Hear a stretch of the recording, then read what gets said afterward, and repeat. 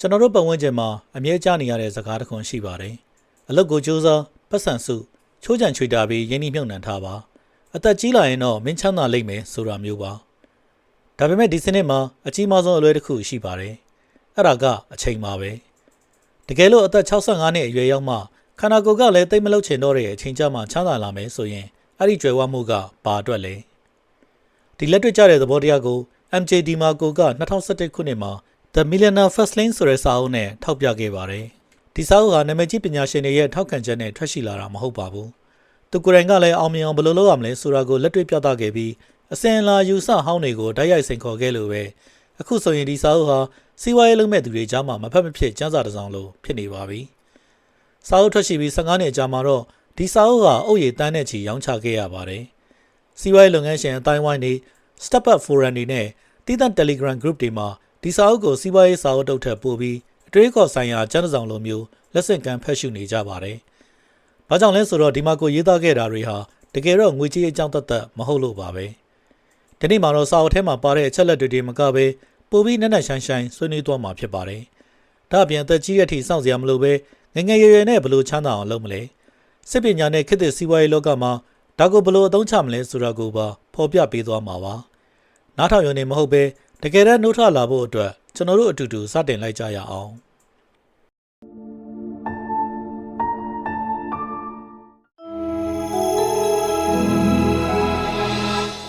MJ DiMarco ဟာချီကာဂိုကအခြေခံလူဒန်းစားမိသားစုမှာကြီးပြင်းခဲ့သူပါသူ့မိကတကူတော်ရုန်းကန်ကျွေးမွေးခဲ့ရတာမို့ငွေနဲ့ပတ်သက်ရင်ဘဝကိုဘယ်လိုတိဆောက်ရမလဲဆိုတာထက်ဘယ်လိုရှင်သန်ရမလဲဆိုတာကိုပဲသင်ယူခဲ့ရပါတယ်DiMarcoလည်းဘဝကခက်တယ်ပတ်စံကရှားတယ်ရတာနဲ့ပဲအဆင်ပြေအောင်နေရရမယ်ဆိုတဲ့အယူအဆကိုလက်ခံပြီးကြီးပြင်းလာခဲ့ပေမဲ့ဆယ်ကျော်သက်အရွယ်တစ်နေ့မှာတော့သူ့အတွေးတွေကိုရိုက်ချိုးလိုက်တဲ့ဖြစ်ရပ်တစ်ခုကိုကြုံခဲ့ရပါတယ်လမ်းဘေးမှာရပ်နေတော့Lamborghini Countach ကားလမ်းစားကြီးပေါ်ကဆင်းလာတဲ့သူဟာဝတ်စုံပြည့်တဲ့လူကုန်တန်းတယောက်မဟုတ်ပဲတာမန်သူတယောက်ဖြစ်နေတာပါပဲDiMarcoကအဲ့ဒီလူနာသွားပြီးဘာလုပ်တယ်လဲလို့မေးလိုက်တော့အဲ့ဒီလူကတီထွင်သူ inventor တယောက်ဖြစ်ကြောင်းပြန်ပြောခဲ့ပါတယ်တီထွင်သူဆိုတဲ့စကားလုံးကDiMarcoရဲ့ယူဆဟောင်းတွေကိုအကုန်ဖျက်ဆီးပစ်လိုက်ပါတယ်ဒီလူဟာကုမ္ပဏီမှာရရုတက်ဖို့မကြိုးစားခဲ့သလိုပြင်ဆင်ရတဲ့အထိလည်းမဆောင်ခဲ့ပါဘူးသူဟာတစ်ခုခုကိုဖန်တီးခဲ့တယ်အဲ့ဒီအရာကပဲသူ့ကိုကြွယ်ဝစေခဲ့တာပါအဓိကအသက်65နှစ်မှမဟုတ်ပဲလူငယ်ဘဝမှာတင်ဒီကြွယ်ဝမှုကိုခံစားနေရတာဖြစ်ပါတယ်ဒါပေမဲ့DiMarcoဟာတညာတဲနဲ့အောင်မြင်သွားတာတော့မဟုတ်ပါဘူးသူကောလိပ်ကထွက်ခဲ့တယ်လစာနေတဲ့အလုပ်တွေလုပ်ခဲ့တယ်အင်တာနက်လုပ်ငန်းတွေစတင်တည်ထောင်ခဲ့ပေမဲ့ကြာရှုံးခဲ့ပါတယ်ကားဆုပ်စီးပြီးဈေးပေါ်တဲ့အစားအစာတွေနဲ့နှစ်ပေါင်းများစွာရုန်းကန်ခဲ့ရတာပါအမွေရစရာမရှိတဲ့လူတစ်ယောက်အတွက်တကယ်ချမ်းသာဖို့ဘာလိုအပ်တယ်လဲဆိုတာကိုသူအကြိမ်ကြိမ်ရှာဖွေခဲ့ပါတယ်နောက်ဆုံးမှာတော့နှစ်ပေါင်းများစွာအချိန်ယူပြီး Limos.com ဆိုတဲ့လီမိုဇင်းငှားရမ်းမှုချိတ်ဆက်ပေးတဲ့ဝန်ဆောင်မှုကိုတည်ဆောက်ပြီးအောင်မြင်မှုရခဲ့ပါတယ်သူအားဒီလုပ်ငန်းကိုဘဝတစ်ခုလုံးကိုပြောင်းလဲစေနိုင်မဲ့ငွေပမာဏနဲ့ရောင်းချလိုက်တဲ့အချိန်မှာအသက်30အစောပိုင်းပဲရှိပါသေးတယ်DiMarcoကိုသူများနဲ့ကွဲပြားသွားစေတာကသူ့မှာချမ်းသာကြွယ်ဝမှုတိဆောက်ပုံနဲ့ပတ်သက်တဲ့ခြားနာတဲ့စီမင်းစည်းကမ်းမူပေါင်း framework ရှိနေလို့ပါပဲလမ်းမပေါ်ရောက်နေကြတာဟာဘယ်လမ်းကိုသွားရမလဲဆိုတဲ့မြေပုံအမှန်ကိုမသိရှိကြသေးလို့ပါပဲ The Millionaire First Lane ဆိုတာအဲ့ဒီမြေပုံပါပဲဒီစာအုပ်ဟာအချိန်စူးစမ်းမှုနဲ့ချမ်းသာကြွယ်ဝမှုတို့ရဲ့ဆက်ဆက်ပုံကိုပြောင်းလဲတွေးတောဖို့အတွက်တာမန်သူတွေအတွက်ရေးထားတဲ့အရှိကိုအရှိတိုင်းအမှန်ဆုံးစာအုပ်တော့ဖြစ်ပါတယ်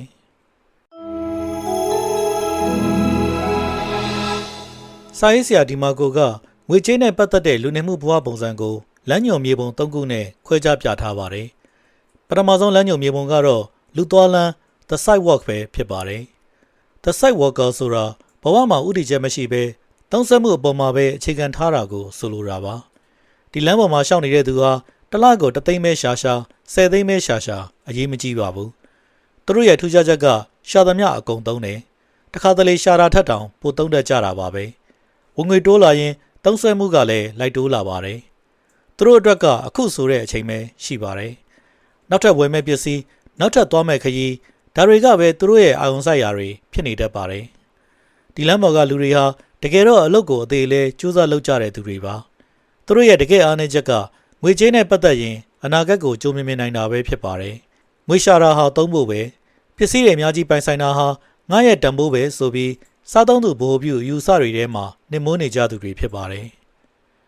ဒုတိယလမ်းညွှန်မြေပုံကတော့လမ်းကြောင်းနှီး the slow lane ပဲဖြစ်ပါတယ်ဒီလမ်းကပို့ပြီးတော့သတိထားဖို့လိုပါတယ်ဘာလို့လဲဆိုတော့သူကမှားနေတဲ့လမ်းမဟုတ်လို့ပါပဲဒီလမ်းပေါ်မှာတာဝန်သိတဲ့သူတွေပညာတတ်တွေနဲ့စူးစမ်းတဲ့သူတွေအများကြီးရှိပါတယ်သူတို့ကကြောင်းတက်မယ်ဘွဲရမယ်နာမည်ကြီးကုမ္ပဏီမှာအလုပ်ဝင်မယ်ပြီးရင်ဝင်ငွေရဲ့15%ကိုစုမယ်ပြင်ဆင်အတွက်ငွေထည့်မယ်ကားအောင်မယ်စီးပြီးချိုးချံချွေတာမယ်ဒီလိုနဲ့အနှစ်40လောက်ရုန်းကန်ပြီးအသက်65နှစ်ရောက်မှအေးစစ်စစ်နားနိုင်ဖို့ကြိုးစားကြတာပါဒီနီလန်ကမဖြစ်နိုင်တာတော့မဟုတ်ပါဘူးဒါပေမဲ့ကိုယ်တိုင်မထိချုပ်နိုင်တဲ့အချက်လက်တွေ variables ပေါ်မှာအခြေခံထားတာကပြဿနာပါငွေကြေးဖောင်းပွားတာ stock ဈေးကွက်အတက်ကြတွေကိုကြုံမသိနိုင်ပါဘူး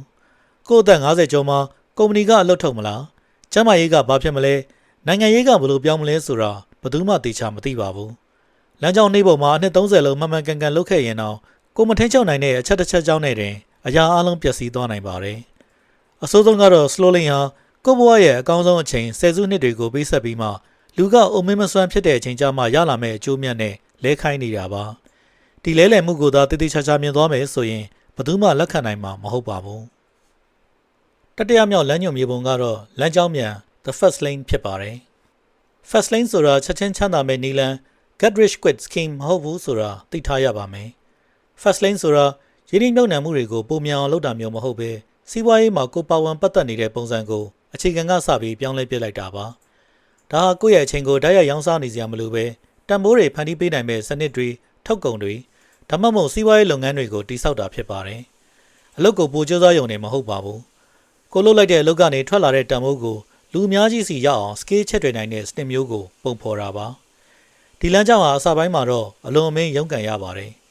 ဘာအကျိုးမြတ်မှမရပဲနှစ်ပေါင်းများစွာမမြင်ကွေရာမှာစူးစမ်းရတာမျိုးလည်းဖြစ်နိုင်ပါတယ်ဒါပေမဲ့အဲ့ဒီလိုပေးဆက်လိုက်တဲ့အတွက်ပြန်ရမယ့်ရလဒ်ကတော့အင်မတန်ကြီးမားပါတယ်ဒီမှာကိုကသူကိုယ်တိုင်တည်ထောင်ခဲ့တဲ့ limos.com ကိုအကောင်းဆုံးဥပမာအနေနဲ့ပြထားပါတယ်သူဟာဖောက်တယ်တဲ့လုပ်ငန်းရှင်တွေကိုချိတ်ဆက်ပေးမဲ့စနစ်တစ်ခု referral platform ကိုတည်ဆောက်ခဲ့တာပါဒီစနစ်ကတစ်ခါလဲပြီးဆိုတာနဲ့သူအလုပ်လုပ်နေသည်ဖြစ်စေအိတ်နေသည်ဖြစ်စေဝန်ဆောင်မှုပေးနိုင်သွားပါတယ်တမိုးဆိုတာကသူ့ရဲ့နေ့စဉ်လုပ်အားမှာမဟုတ်ပဲသူတည်ဆောက်ထားတဲ့စနစ်ထဲမှာရှိနေတာပါသူ့ရဲ့လုပ်ငန်းကိုနောက်ဆုံးမှရောင်းချလိုက်တဲ့အခါရလာတဲ့အကျိုးမြတ်ဟာနှစ်ပေါင်းများစွာစုထားတဲ့လစာငွေမျိုးမဟုတ်တော့ပါဘူးအဲ့ဒီစနစ်ကနေထွက်လာတဲ့ပေါင်းဆက်တန်ဖိုး compound value ကိုတစ်ခါတည်းနဲ့သိမ်းကျုံရလိုက်တာပါဒီငွေပမာဏမျိုးရဖို့အတွက် slow လိန်နာသမားတယောက်ဆိုရင်တစ်သက်လုံးရုန်းကန်ရမှာဖြစ်ပေမဲ့စာရေးဆရာဒီမာကိုအတွက်ကတော့10နှစ်တောင်မပြည့်တဲ့အချိန်တွင်းမှာတိစောက်နိုင်ခဲ့တာဖြစ်ပါတယ်။တမိုင်းဝင်တာရကအနေနဲ့အမေရိကန်တမိုင်းမှာချမ်းသာဆုံးပုဂ္ဂိုလ်ဖြစ်တဲ့ John D. Rockefeller ဟာတခြားလူသမားတွေလိုပဲပင်ပန်းပန်းရုန်းကန်ခဲ့ရတာပါ။ဒါပေမဲ့နောက်ပိုင်းမှာသူကကိုယ်တိုင်လှုပ်အားစိုက်ထုတ်တာထက်စနစ်တိစောက်ခြင်း system architecture ဘက်ကိုအာရုံပြောင်းလိုက်ပါတယ်။သူတည်ထောင်ခဲ့တဲ့ Standard Oil ဆိုတာရေနံချက်စက်ရုံတွေပိုက်လိုင်းတွေနဲ့ဖြန့်ဖြူးရေးလမ်းကြောင်းတွေအကုန်လုံးကိုတစ်ခုနဲ့တစ်ခုချိတ်ဆက်ထားတဲ့ကွန်ရက်ကြီးတစ်ခုပါဒီစနစ်ကဘယ်လောက်ထိအားကောင်းသလဲဆိုရင်လုပ်ငန်းနယ်ပယ်တစ်ခုလုံးရဲ့အခြေခံအဆောက်အုံကိုပါထိန်းချုပ်ထားနိုင်ခဲ့တာပါ Rockefeller အသက်30အရွယ်မှာတွင်သူရှိမရှိအဲ့ဒီစနစ်ကြီးကနေဖက်ဆန်တွေကိုအဆက်မပြတ်ထုတ်ပေးနေပါပြီသူဟာအသက်68နှစ်အထိနေထိုင်သွားခဲ့ပြီးဘဝရဲ့နောက်ဆုံးနှစ်ပေါင်း90ကိုပရဟိတလုပ်ငန်းတွေနဲ့ပဲအေးအေးဆေးဆေးကုန်ဆုံးခဲ့တာပါဘလို့ slow lane ဘလို့ဘွဲ့ဒီဂရီဒါမှမဟုတ်ဘလို့ပင်စင်လာစာမျိုးကမှဒီလောက်ထိမစွမ်းဆောင်နိုင်ပါဘူးစနစ်တကျနဲ့အတိုင်းအတာတစ်ခုထိကြီးမားကျယ်ပြန့်တဲ့တန်မိုးတွေကိုဖန်တီးနိုင်မှသာ first lane ရဲ့စစ်မှန်တဲ့အနှစ်သာရပါပဲ Spence ကိုတည်ထောင်ခဲ့တဲ့ Sarah Blakely ဆိုရင်လည်း fashion လောကမှာဘလို့ဆက်သွဲမှမရှိခဲ့ပါဘူးရင်းနှီးမြှုပ်နှံသူတွေစီးပွားရေးဘွဲ့တွေဒါမှမဟုတ်ကုန်ထုတ်လုပ်မှုအတွေ့အကြုံလည်းလုံးဝမရှိခဲ့ပါဘူးသူဟာအခန်းချင်းလေးတွေကနေကုန်တိုက်အဝယ်တော်တွေကိုနှစ်ပေါင်းများစွာအဆက်မပြတ်ဖုံးဆက်ကန်လှမ်းခဲ့ရပြီးအကြိမ်ကြိမ်အငင်းခံခဲ့ရသူပ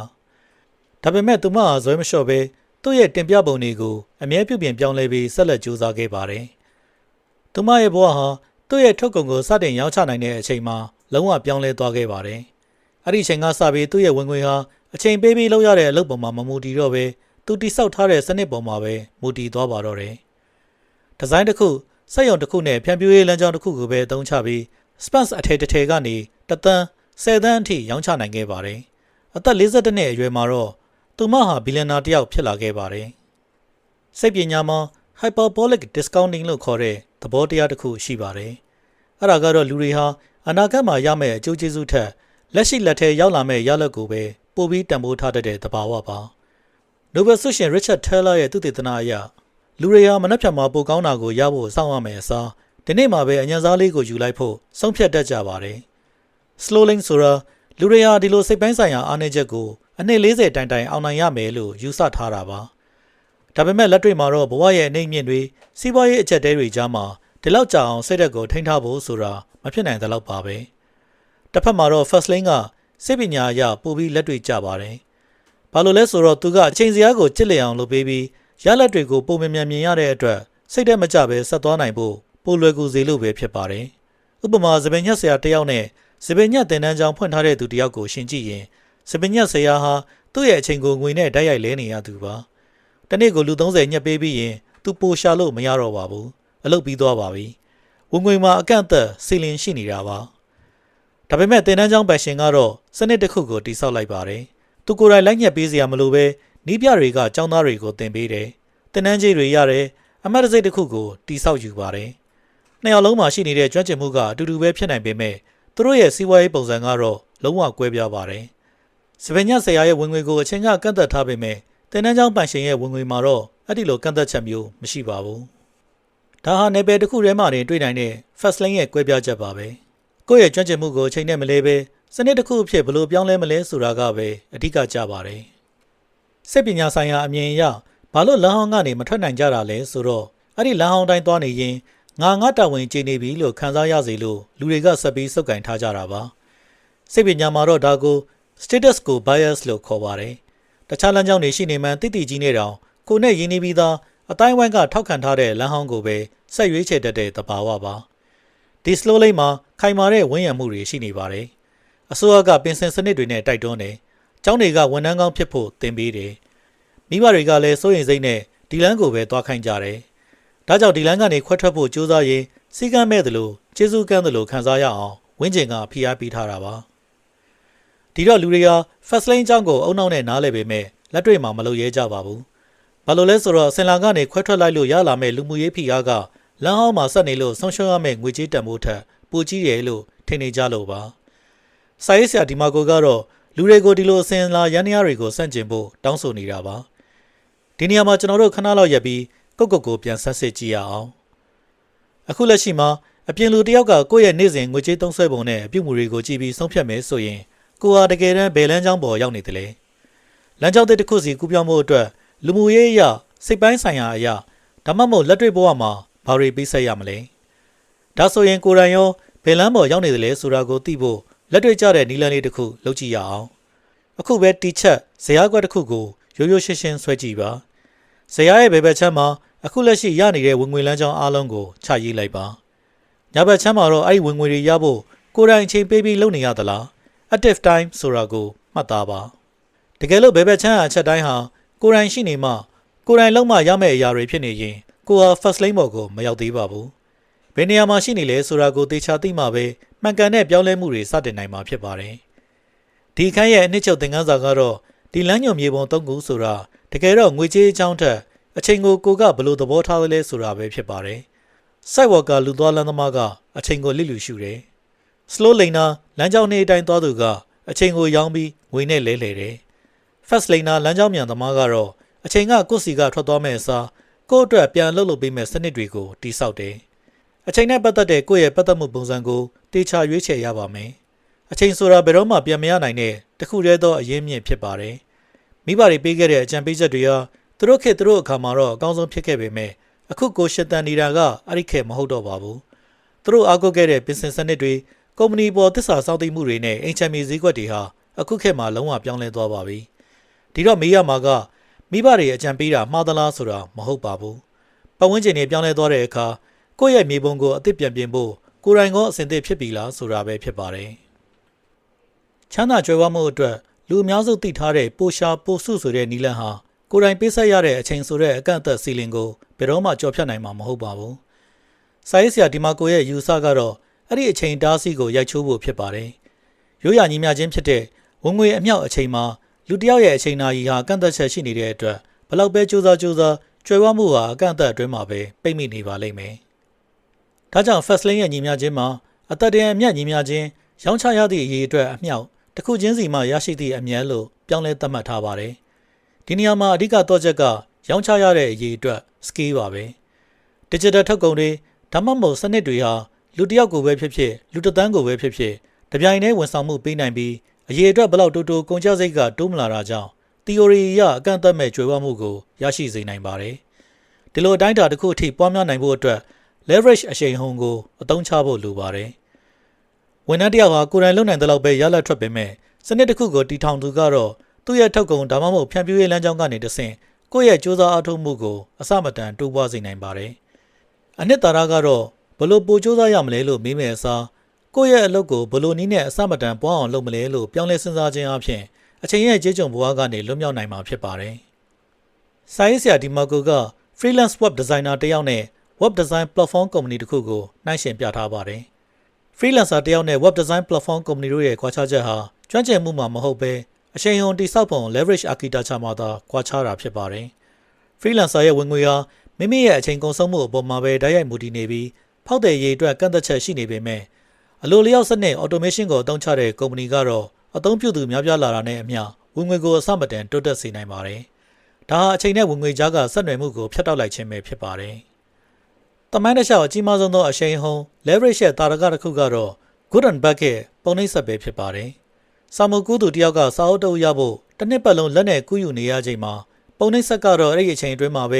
ဲစာအုပ်အုပ်ရည်ရာပေါင်းများစွာကိုထုတ်လုပ်ပေးနိုင်ခဲ့ပါတယ်။တမိုးချင်းတူတူဆိုပေမဲ့စက်မှုရန်ရာကဖန်တီးပေးလိုက်တဲ့အရှိန်ဟုန်ကြောင့်အသိပညာဖြန့်ဖြူးမှုနှုန်းဟာနှစ်ပေါင်း90အတွင်းမှာတင်အရင်သမိုင်းတစ်လျှောက်လုံးထက်ပိုမိုများပြားသွားခဲ့ပါတယ်။ဒီဥပမာတွေကမြင်နိုင်တာကတော့အစစ်မှန်အောင်မြင်မှုရဲ့အနှစ်သာရဟာကိုယ်တိုင်ပိုပြီးစူးစမ်းအားထုတ်ဖို့ထက်မိမိရဲ့အားထုတ်မှုထက်ကျော်လွန်တဲ့တန်ဖိုးတွေကိုအစမတန်ပွားများစေမဲ့ရန်ရာတွေကိုတိစောက်ဖို့ပဲဖြစ်ပါတယ်။တူးချင်းစီရဲ့အချိန်ဆိုတဲ့အကန့်အသတ်ကိုကျော်လွှားပြီးတန်ဖိုးတွေကိုဈေးကွက်ထဲအလုံးရင်းနဲ့ဖြန့်ဖြူးနိုင်တဲ့စနစ်တွေကိုဖန်တီးနိုင်ခြင်းကသာ fast lane လမ်းကြောင်းရဲ့အခြေခံအုတ်မြစ်ဖြစ်ပါတယ်။ခေတ်သစ်တာရကတစ်ခုအနေနဲ့ Spotify ကိုကြည့်ရင်အတိုင်းအတာအလိုက်အရှိန်ဟုန် scale leverage ရဲ့သဘောတဘာဝကိုပိုပြီးထင်ရှားစေပါတယ်။ခေတ္တပညာရှင်တယောက်ကဖျော်ဖြေပွဲမှာတိုက်ရိုက်ဖျော်ဖြေတာဟာအားစိုက်ထုတ်မှုနဲ့ရလက်တိုက်ရိုက်အချိုးကျနေတဲ့ linear return လမ်းကြောင်းတွေ slow lane ပုံစံမျိုးပဲဖြစ်ပါတယ်။ဒီနေရာမှာရရှိမဲ့ဝင်ငွေဟာပွဲကင်းရဲ့လူဝင်ဆန့်အားနဲ့ကိုယ်တိုင်ပေးဆက်ရတဲ့အချိန်ပေါ်မှာပဲကန့်သက်ချက်ရှိနေပါတယ်။တစ်ဖက်မှာတော့ Spotify လို platform ပေါ်တင်ထားတဲ့သချင်းတစ်ပုဒ်ဟာဖန်တီးသူအိပ်ပျော်နေချိန်မှာတောင်အချိန်ရည်တန်းပေါင်းများစွာနားဆင်ခံရနိုင်တဲ့အချိန်ဟုန်သုံးပိုင်ဆိုင်မှု leverage asset ဖြစ်သွားပါတယ်။နောက်ထပ်နားဆင်သူတယောက်တိုးလာတိုင်းဖန်တီးသူဘက်ကအားစိုက်ထုတ်မှုဒါမှမဟုတ်ကုန်ကျစရိတ်ထပ်တိုးစရာမလိုတော့တာဟာ digital ခေတ်ရဲ့ fast lane အားသာချက်ပါပဲ။ဒါကြောင့်တူညီတဲ့အရေးချင်းနဲ့ဖန်တီးမှုတစ်ခုတည်းကိုပဲစီးပွားရေးတိစောက်ပုံမတူညီတဲ့လမ်းကြောင်းတစ်ခုအဖြစ်ခွဲခြားမြင်နိုင်ပါတယ်။တစ်ခုကကိုယ့်ရဲ့အချိန်နဲ့အားစိုက်ထုတ်မှုကိုငွေနဲ့ဓာတ်ရိုက်လဲလှယ်နေရပြီးနောက်တစ်ခုကတော့တစ်ချိန်ဖန်တီးထားရုံနဲ့အတိုင်းအတာမဲ့ပွားများနိုင်တဲ့စနစ်ကိုအသုံးချတာဖြစ်ပါတယ်။လွန်ခဲ့တဲ့နှစ်ပေါင်း20အတွင်းဂီတလောကရဲ့ပြောင်းလဲဆိုတာအမှုပညာရှင်တွေကအချိန်အခြေပြုတန်ဖိုးပေးဆက်မှုကနေစနစ်အခြေပြုတန်ဖိုးပေးဆက်မှုစီကိုဘယ်လိုကူးပြောင်းမလဲဆိုတာရှောက်ဖွေခဲ့ကြတဲ့ဖြစ်စဉ်ပါပဲ။စီးပွားရေးရအောင်မြင်သူအများစုဟာအဲ့ဒီပြောင်းလဲကိုအစောဆုံးနားလည်ခဲ့သူတွေဖြစ်ပြီးကိုယ့်ရဲ့တန်ဖိုးကိုအချိန်နဲ့မကန့်သက်ဘဲအရှိန်ဟုန် leverage သုံးကလူအများစီရအောင်ဖြန့်ကျက်နိုင်ခဲ့ကြတာဖြစ်ပါတယ်။စိတ်ပညာရှင်တွေဟာစူးစမ်းမှုနဲ့ရလဒ် effort outcome ဆက်နွယ်မှုအပေါ်သုတေသနပြုတဲ့အခါစိတ်ဝင်စားစရာအချက်တစ်ခုကိုတွေ့ရှိခဲ့ပါတယ်။အဲ့ဒါကတော့လူသားတွေဟာစင်ကဲဖြစ်စဉ်အရအလုပ်လုပ်ချိန်ပိုများလေရလဒ်ပိုထွက်လေဖြစ်ရမယ်ဆိုတဲ့အယူအဆကိုအာယုံကျော်တဲ့အထိဆွဲမြင့်အောင်ပုံသွင်းခံထားရတာပါ။ဒီဘက်လိုက်မှု bias ဟာဘယ်လောက်အထိအားကောင်းတယ်လဲဆိုရင်လက်တွေ့မှာအလုပ်လုပ်ချိန်နဲ့ရလဒ်ဟာဓာတ်ရိုက်အချိုးမကျတော့တာကိုသိနေရင်တောင်မှကျွန်တော်တို့ဟာစူးစမ်းမှုရဲ့တန်ဖိုးရဲ့ကိုယ်စားလှယ်ပဲလို့ဆက်ပြီးယုံကြည်နေကြသေးပါ။လုပ်ငန်းခွင်လေ့လာမှုတွေအရအလုပ်လုပ်ချိန်အတိုင်းအတာတစ်ခုကျော်လွန်သွားရင်ရလဒ်ကပိုကောင်းမလာတဲ့အပြင်ပိုတောင်ဆိုးသွားတတ်တာမျိုးရှိပါတယ်။ဒါကြောင့်လည်းအလုပ်မလုပ်ပဲရနေတဲ့ဝင်ငွေ passive income နဲ့စနစ်အခြေပြုဝင်ငွေတွေဟာလူအများစုတက်တန်တရားဖြစ်စရာလိုမယိုးသားဘူးလို့ခံစားရစေတာပါ။ကျွန်တော်တို့ရဲ့ယဉ်ကျေးမှုနဲ့ဗီဇကပင်ပင်မတ်မတ်လုံးမရတဲ့ဆုလက်ကိုပဲတရားဝင်တယ်လို့သတ်မှတ်ထားလို့ဖြစ်ပါတယ်။ဒါကြောင့်ကိုအိပ်ပျော်နေချိန်မှာဝင်ငွေရှာပေးနေတဲ့စနစ်တစ်ခုဟာမယိုးသားတာမဟုတ်ပဲပေါင်းဆက်တန်ဖိုး compounding ကိုထိထိရရအသုံးချနေတာဖြစ်ကြောင်းနားလည်ဖို့ဆိုတာလမ်းကြောင်းမြန် fast lane တိစောက်သူတွေအတွက်အကြီးမားဆုံးစိတ်ပိုင်းဆိုင်ရာစိန်ခေါ်မှုတစ်ခုပဲဖြစ်ပါတယ်။စိတ်ပညာရှင်တွေခေါ်တဲ့ကြိုးစားအားထုတ်မှုအခြေခံဆုံးဖြတ်ချက် effort heuristic ဟာစီးပွားရေးတိုင်းတာကိုချက်တင်စဉ်းစားရမှာအကြီးမားဆုံးအတားအဆီးဖြစ်ပါတယ်။ဒါဟာပင်မမတ်ရုန်းကန်ရမှုကိုမှထိုက်တန်တဲ့အောင်မြင်မှုလို့တန်းညှိပြီးဖြက်လန်းနည်းနဲ့ကောက်ချက်ချတတ်တဲ့သိမြင်မှုဆိုင်ရာအလေးထားပါ ကျွန်တော်တို့ကတပတ်ကိုနိုင်80အလုပ်လုပ်တဲ့ခွဲစိတ်ဆရာဝန်ကြီးကိုလေးစားတတ်ကြပေမဲ့တပတ်ကို10နာရီပဲအလုပ်လုပ်ပြီးအလိုလျောက်စနစ်တစ်ခုကိုစီမံနေတဲ့လုပ်ငန်းရှင်ကိုကြတော့ဗီဇအရတန်တရားမျက်လုံးနဲ့ကြည့်တတ်ကြပါတယ်။မြင်သာတဲ့လိုအားပေးဆက်မှုမရှိဘဲရလာတဲ့ကြွယ်ဝမှုဟာကိုကျင့်တရားအရတစ်ခုခုမှားနေသလိုခံစားရစေလို့ပါ။ဒီခံစားချက်ဟာဘလောက်ထိအမြင့်တွယ်နေတယ်လဲဆိုရင်စနစ်တစ်ခုကိုအောင်မြင်အောင်တိစောက်ထားနိုင်သူတွေကိုယ်တိုင်တောင်မှသူတို့အလုပ်မလုပ်နေချိန်မှာဝင်နေတာကိုကြည့်ပြီးတခါတလေအပြစ်ရှိသလိုခံစားရတတ်ပါတယ်။စာရေးဆရာဒီမာကိုကစီးပွားရေးဗျူဟာတစ်ခုတည်းမကပဲစာဖတ်သူတွေရဲ့စိတ်ထဲမှာအခိုင်အမာရှိနေတဲ့ကိုကျင့်တရားဆိုင်ရာအဆောက်အအုံ moral framework တစ်ခုလုံးကိုပါဖြိုချဖို့တောင်းဆိုနေတာပါ။အဲ့ဒီနေရာမှာစူးစမ်းမှုနဲ့မြင်သာမှုထက်ရလဒ်နဲ့အကျိုးသက်ရောက်မှုကိုပိုတန်ဖိုးထားတဲ့အမြင်သစ်နဲ့အစားထိုးခိုင်းနေတာဖြစ်ပါတယ်။ဒါဘလို့စီးပွားရေးနည်းဗျူဟာထက်မဆိုပိုပြီးသိသာထင်ရှားတဲ့စိတ်ပိုင်းဆိုင်ရာစိန်ခေါ်မှုတစ်ခုပဲဖြစ်ပါတယ်။အခုလက်ရှိကိုယ့်ရဲ့အဓိကဝင်ငွေကိုပြန်ကြည့်ပါ။တကယ်လို့ရက်ပေါင်း30လောက်အလုပ်နားလိုက်မယ်ဆိုရင်အဲ့ဒီဝင်ငွေကဘာဖြစ်သွားမလဲ။အကယ်၍အဖြေကဝင်ငွေလုံးဝပျောက်သွားမယ်ဆိုရင်အဲ့ဒါကိုမပျောက်သွားအောင်လုပ်ဖို့အတွက်အကျင့်စရိုက်ပိုင်း habit မဟုတ်ပဲတိစောက်မှုစနစ် structure အနေနဲ့ဘာတွေပြောင်းလဲဖို့လိုအပ်မလဲဆိုတာကိုအလေးနဲ့စဉ်းစားကြည့်ဖို့လိုပါတယ်။ကိုကျွမ်းကျင်တဲ့အရာတွေတဲကဘယ်အရာကိုစနစ်တကျထုတ်ပေးပြီးလူများစီဖြန့်ဝေနိုင်တဲ့စနစ်အဖြစ်ပြောင်းလဲနိုင်မလဲ။အဲ့ဒီစနစ်ရဲ့အသေးဆုံးပုံစံတစ်ခုကိုရှေ့လာမယ့်ရက်ပေါင်း90အတွင်းမှာဘယ်လိုမျိုးစတင်တည်ဆောက်နိုင်မလဲ။ဒါကိုယ့်ဘဝရဲ့အချိန်ကိုကိုယ်တိုင်ပြန်လည်ပိုင်ဆိုင်ခွင့်ရဖို့လှမ်းလိုက်တဲ့ပထမဆုံးခြေလှမ်းပဲဖြစ်ပါလိမ့်မယ်။ကိုယ်မှာရှိတဲ့ကျွမ်းကျင်မှုဒါမှမဟုတ်ဝန်ဆောင်မှုတိုင်းအတွက်ဒီမေးခွန်းလေးတစ်ခုကိုအမြဲမေးကြည့်ပါ။ဒီအရာကိုငါရဲ့စူးစမ်းအထောက်မှု10ဆမတိုးပဲလူပေါင်း10ဆပိုများလာအောင်ဝန်ဆောင်မှုပေးလို့ရနိုင်မလား။အကယ်၍ရနိုင်နေဆိုရင်အရှိန်ဟုန် leverage ရနိုင်မဲ့လမ်းစာကိုရှာတွေ့သွားပါပြီ။အကယ်၍မရနိုင်သေးဘူးဆိုရင်တော့အဖြေကိုရနိုင်တယ်လို့ဖြစ်လာစေဖို့ဝန်ဆောင်မှုပေးတဲ့ယန္တရား delivery mechanism မှာဘာတွေပြောင်းလဲဖို့လိုမလဲဆိုတာကိုထပ်မံစဉ်းစားရပါမယ်။အဲ့ဒီဒုတိယမေးခွန်းရဲ့အဖြေဟာကျွန်တော်တို့ရှာဖွေဖော်ထုတ်ရမယ့်လမ်းကြောင်းမြန် first lane စီမံကိန်းပဲဖြစ်ပါတယ်။ဒီတော့ပျက်စီးနေတဲ့ညီမချင်းတစ်ခုထဲမှာပိုပြီးစ조사အလုပ်လုပ်နေုံနဲ့တော့ချမ်းသာကြွယ်ဝမှုကိုမတိဆောက်နိုင်ပါဘူး။ကြွယ်ဝမှုကိုတိဆောက်နိုင်ဖို့ဆိုတာအဲ့ဒီညီမချင်းကိုအမှန်တိုင်းမြင်နိုင်တဲ့အသိဉာဏ်ရှိဖို့နဲ့ညီမချင်းတစ်ခုလုံးကိုအသက်ပြောင်းလဲပြည့်ရဲတဲ့တတိရှိဖို့ပဲလိုအပ်တာဖြစ်ပါတယ်။စီးပွားရေးလုပ်ငန်းတည်ထောင်လိုက်တိုင်း first lane ပေါ်ရောက်သွားတာမဟုတ်ပါဘူး။ဒါစာရေးဆရာဒီမာကိုပေးတဲ့အရေးကြီးဆုံးသတိပေးချက်တစ်ခုပါ။စီးပွားရေးလုပ်ငန်းရှင်တော်တော်များများဟာနာမည်ခံသာတထေးဖြစ်နေပေမဲ့လက်တွေ့မှာတော့ပိုပြီးဖိအားများတဲ့အလုပ်ကိုင်တစ်ခုတည်းပိတ်မိနေကြတာပါ။ဒါကိုစာရေးဆရာဒီမာကိုကလမ်းကြောင်းနေစီးပွားရေး slow lane business လို့ခေါ်ပါတယ်။ဒီလိုလုပ်ငန်းမျိုးမှာပန်ရှင်ကိုယ်တိုင်ကအဓိကအင်ဂျင်ဖြစ်နေတဲ့အတွက်ပန်ရှင်အလုပ်နားလိုက်တာနဲ့ဝင်ငွေလည်းရပ်သွားပါတယ်။အခွန်ဆောင်ရတဲ့ပုံစံပဲကွဲသွားတာဖြစ်ပြီးစစ်မှန်တဲ့လွတ်လပ်မှုမှာတော့ဝန်ထမ်းဘဝနဲ့တိတ်မချနာပါဘူး။ဒါကြောင့်ကိုယ့်ရဲ့လုပ်ငန်းကစစ်မှန်တဲ့ချမ်းသာစေမဲ့လမ်းလားဒါမှမဟုတ်အချိန်ကုန်စေမဲ့ထောင်ချောက်လားဆိုတာခွဲခြားနိုင်ဖို့စာရေးဆရာဒီမာကိုကစံနှုန်း၅ခုကိုတင်ပြထားပါတယ်။အဲ့ဒါကိုသူကပညတ်တော်၅ပါးလို့ခေါ်ပြီး next လို့အတန်ထွက်တဲ့ NECST ဆိုတဲ့အတူကောက်စလုံးနဲ့မှတ်သားရလွယ်အောင်စီစဉ်ထားပါတယ်။နံပါတ်1လိုအပ်ချက် need first lane စီးပွားရေးတစ်ခုဖြစ်လာဖို့ဆိုရင်လူတွေတကယ်ကြုံတွေ့နေရတဲ့ပြဿနာကိုဖြေရှင်းပေးနိုင်ဖို့လိုပါတယ်။ဒါဟာဒီလိုပြဿနာမျိုးလူတွေမှာရှိနေရင်ကောင်းမှာပဲဆိုတော့ကိုယ့်ရဲ့စိတ်ကူးယဉ်မှုမဟုတ်ပဲဒါလေးကိုငါဝါသနာပါလို့လုပ်ချင်နေဆိုတော့ကိုကျိုးစီးပွားမျိုးလည်းမဟုတ်ရပါဘူး။လူတွေကအဲ့ဒီပြဿနာကိုဖြေရှင်းဖို့အတွက်ငွေပေးချေဖို့အစဉ်သင့်ဖြစ်နေလောက်အောင်တကယ့်ကိုနာကျင်စရာကောင်းတဲ့ pain point မျိုးဖြစ်နေဖို့လိုပါတယ်။ဒီချက်အားကြာရှုံးမဲ့စီးပွားရေးစိတ်ကူးတွေကိုအစကတည်းကစစ်ထုတ်ပေးနိုင်ပါတယ်။စီးပွားရေးလုပ်ငန်းအများစုကြာရှုံးရတဲ့အကြောင်းရင်းဟာလှုပ်ဆောင်မှု execution ညံ့လို့တယ်မဟုတ်ပဲဈေးကွက်ကတကယ်တမ်းမလိုအပ်တဲ့အရာတွေကိုသွားလုပ်မိလို့ဖြစ်ပါတယ်။တီထောင်သူကသူလှုပ်ချင်တာကိုပဲဇွတ်တီဆောက်နေချိန်မှာဈေးကွက်ကတော့တခြားအရာကိုပဲတောင်းတနေခဲ့တာပါ။လိုအပ်ချက်ကိုဦးစားပေးခြင်း need first thinking ဆိုတာလုပ်ငန်းစတင်တဲ့အစဉ်လာကိုပြောင်းပြန်လှန်လိုက်တာပါ။ကိုယ့်ရဲ့စိတ်အားထက်သန်မှု passion ကနေမစဘဲဈေးကွက်ရဲ့နာကျင်မှုကနေစတင်ဖို့ပဲဖြစ်ပါတယ်။နံပါတ်2ဝင်ရောက်နိုင်မှုအတားအဆီး entryစစ်မှန်တဲ့ first lane စီးပွားရေးတစ်ခုမှာခိုင်မာတဲ့ခံစစ်တိုင်း competitive mode ရှိဖို့လိုပါတယ်။တကယ်လို့ laptop တစ်လုံးရှိုံအားလက်တဲ့အချိန်လေးပေးုံနဲ့ဘယ်သူမှမဆိုလိုက်လုပ်နိုင်တဲ့အရာမျိုးဆိုရင်ရှင်ပြိုင်နိုင်စွမ်း barriers to entry မရှိသေးဘူးလို့ဆိုရမှာပါ။ဒီလိုဝင်ရလွယ်တဲ့လုပ်ငန်းမျိုးဟာအောင်မြင်တာနဲ့တပြိုင်တည်းပြိုင်ဘက်တွေအစုလိုက်ပြုံလိုက်ဝင်လာတတ်ပါတယ်။ပြိုင်ဆိုင်မှုတွေပြင်းထန်လာတာနဲ့အမျှအမျက်စွန်းတွေကျဆင်းလာပြီးချမ်းသာကြွယ်ဝမှုစီခေါ်ဆောင်ပေးမဲ့အရှိန်ဟုန်ပါပျောက်ဆုံးသွားပါလိမ့်မယ်။ဒါကြောင့်စတင်မဲ့လုပ်ငန်းမှာပြိုင်ဘက်တွေအလွယ်တကူကြော်ဖြတ်လို့မရတဲ့အတားအဆီးတွေရှိနေဖို့လိုပါတယ်။ဥပမာအားဖြင့် နည်းပညာနဲ့ကျွမ်းကျင်မှုသူများတူပတ်ဖို့ခက်ခဲတဲ့ကိုယ်ပိုင်စနစ်ဒါမှမဟုတ်အတွေ့အကြုံပေါ်အခြေခံတဲ့ကျွမ်းကျင်မှုမျိုးအမှတ်တစိမ့်နဲ့ကွန်ရက်လူတွေရဲ့ယုံကြည်မှုကိုရယူထားတဲ့ brand တန်ဖိုးနဲ့အသုံးပြုသူများပြားမှုကြောင့်အင်အားကောင်းလာတဲ့စနစ်မျိုးလိုင်စင်နဲ့ချိတ်ဆက်မှုဥပဒေကြောင်းအရအကာအကွယ်ရထားမှုဒါမှမဟုတ်ကိုတူးရဲစီမှာပဲရှိတဲ့ထူးခြားတဲ့ဖြန့်ဖြူးရေးလမ်းကြောင်းမျိုးတွေရှိထားဖို့လိုပါတယ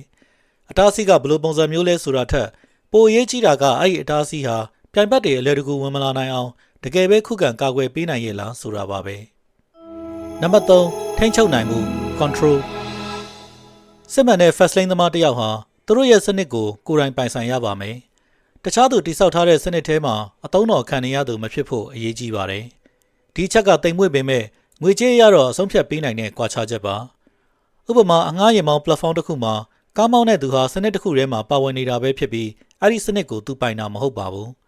အဲ့ဒီ platform က commission နှုန်းထားတွေပြောင်းလိုက်တာစီကံချက်တွေတင်းကျပ်လိုက်တာဒါမှမဟုတ်အကောင့်ပိတ်လိုက်တာမျိုးလုပ်ရင်ရင်မောင်းမှာဘာမှလုပ်ပိုင်ခွင့်မရှိပါဘူးသူတို့ဟာစနစ်ကိုတိစောက်နေတာမဟုတ်ပဲငှားရန်အသုံးပြုနေတာသာဖြစ်လို့ပါထိန်းချုပ်နိုင်မှုဆိုတော့ကိုယ့်ရဲ့ဖြန့်ဖြူးရေးလမ်းကြောင်းကိုယ့်ရဲ့ဖောက်တဲ့ audience နဲ့ကိုယ့်ရဲ့လုပ်ငန်းစဉ်တွေကိုကိုယ်တိုင်အချုပ်အခြာအာဏာပိုင်ဆိုခြင်းပဲဖြစ်ပါတယ်ဆိုလိုတာကတော့ကိုယ့်ရဲ့နည်းပညာလက်တွဲပေါ်ဒါမှမဟုတ် platform ကစီကံချက်တွေဘယ်လိုပဲပြောင်းလဲပါစေကိုယ့်လုပ်ငန်းကတော့အထိကိမရှိဆက်လက်ရှင်သန်နိုင်စွမ်းရှိရပါမယ်ဒါအကျိုးမြတ်ရှိတဲ့လုပ်ငန်းခွင်တစ်ခုထဲမှာရောက်နေတာကိုလုပ်ငန်းပိုင်ရှင်လို့မှားယွင်းယူဆမိသူတွေအများဆုံးကြာရှုံးတတ်တဲ့အချက်လေးဖြစ်ပါတယ်နံပါတ်4အတိုင်းအတာ skill first lane စီးပွားရေးရဲ့အဓိကအချက်ကလူအများစီကိုတပြိုင်တည်းရောက်ရှိနိုင်တဲ့စွမ်းရည်ရှိဖို့ပါတကယ်လို့လုပ်ငန်းတစ်ခုကပထဝီဝင်အနေထားအရကန့်သက်ချက်ရှိနေမယ်ဆိုရင်ဒါဟာအဲ့ဒီလုပ်ငန်းရဲ့အတိုင်းအတာ scale ကိုတပ်ပစ်လိုက်တာနဲ့အတူတူပါပဲမြို့တစ်မြို့ရက်ကွက်တစ်ခုဒါမှမဟုတ်လူဦးရေအကန့်အသတ်လေးကိုပဲဝန်ဆောင်မှုပေးနိုင်တဲ့လုပ်ငန်းမျိုးဟာဘလောက်ပဲစူးစမ်းပါစေကြော်ဖြတ်လို့မရတဲ့ဝင်ငွေအမြင့်ဆုံးကန့်သက်ချက်စီလင်နဲ့ရင်ဆိုင်ရမှာပါဒီအတိုင်းအတာကိုချက်ထွေပေးနိုင်တဲ့အရာတွေကတော့အင်တာနက်မှာတစ်ဆင့်ဝန်ဆောင်မှုပေးခြင်း digital delivery တနိုင်ငံလုံးအတိုင်းအတာနဲ့ဖြန့်ဖြူးခြင်း national distribution နဲ့ကမ္ဘာလုံးဆိုင်ရာရောက်ရှိမှု global reach တို့ပဲဖြစ်ပါတယ်တကယ်လို့လုပ်ငန်းတစ်ခုဟာအတိုင်းအတာကိုချက်ထွင်ရင်းနဲ့ကုန်ကျစရိတ်တွေရှုပ်ထွေးမှုတွေအချိုးအစားတူတိုးလာတယ်ဆိုရင်အဲ့ဒီလုပ်ငန်းဟာစစ်မှန်တဲ့ကြွယ်ဝမှုအင်ဂျင်တစ်ခုဖြစ်မလာနိုင်ပါဘူးနံပါတ်5အချိန် time ဒီပညာတော်ဟာအရေးကြီးဆုံးဖြစ်တယ်လို့ကိုယ့်လုပ်ငန်းက first lane စနစ်လားဒါမှမဟုတ်နာမည်ကောင်းတက်ထားတဲ့အလုပ်ကိုင် glorified job လားဆိုတာကိုခွဲခြားပေးတဲ့အဓိကအချက်လေးဖြစ်ပါတယ်စစ်မှန်တဲ့စီးပွားရေးလုပ်ငန်းတစ်ခုဟာပိုင်ရှင်ကိုယ်တိုင်မျက်မြင်ကိုယ်တွေ့ရှိနေစရာမလိုပဲဝင်ငွေရှာပေးနိုင်တဲ့စွမ်းရည် independent of presence ရှိရပါမယ်ဒါဟာပိုင်ရှင်ကဘာမှမလုပ်ပဲထိုင်နေရမယ်လို့ဆိုလိုတာမဟုတ်ပါဘူးပိုင်ရှင်နေတဲ့တပတ်တစ်လဒါမှမဟုတ်တစ်နှစ်လောက်အလုပ်နားလိုက်ရင်တော့လုပ်ငန်းရန်တရားကြီးတစ်ခုလုံးပြိုလဲမသွားအောင်တိစောက်ပုံစနစ် architecture ကိုဖော်ဆောင်ထားရမယ်လို့ဆိုလိုတာပါကိုယ့်ရဲ့အမြဲတမ်းပါဝင်ပတ်သက်နေမှုကိုတောင်းဆိုနေတဲ့စီးပွားရေးလုပ်ငန်းဟာလမ်းကြောင်းမြန်စနစ်မဟုတ်ပါဘူးအဲ့ဒါဟာ PR တွေပိုများအလုပ်ချိန်တွေပိုဆိုးပြီး HR ဌာနတော်မရှိတဲ့လစာကောင်းတဲ့အလုပ်တစ်ခုသာဖြစ်ပါတယ်စာရေးဆရာဒီမာကိုက franchise လုပ်ငန်းတွေကိုဒီအချက်5ချက်နဲ့တိုက်တာစစ်ဆေးပြီးစိတ်ဝင်စားစရာကောင်းတဲ့ကောက်ချက်တစ်ခုကိုချပြခဲ့ပါတယ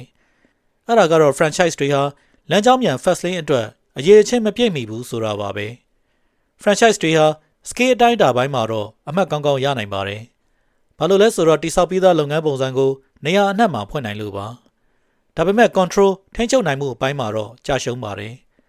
်ဘာလို့လဲဆိုတော့ franchise ဝယ်ယူလုပ်ကင်သူတွေဟာကိုယ်တိုင်မရေးဆွဲခဲ့တဲ့ကုမ္ပဏီကြီးတွေရဲ့စီမင်းစည်းကမ်းတွေအောက်မှာပဲလဲပတ်နေရလို့ပါ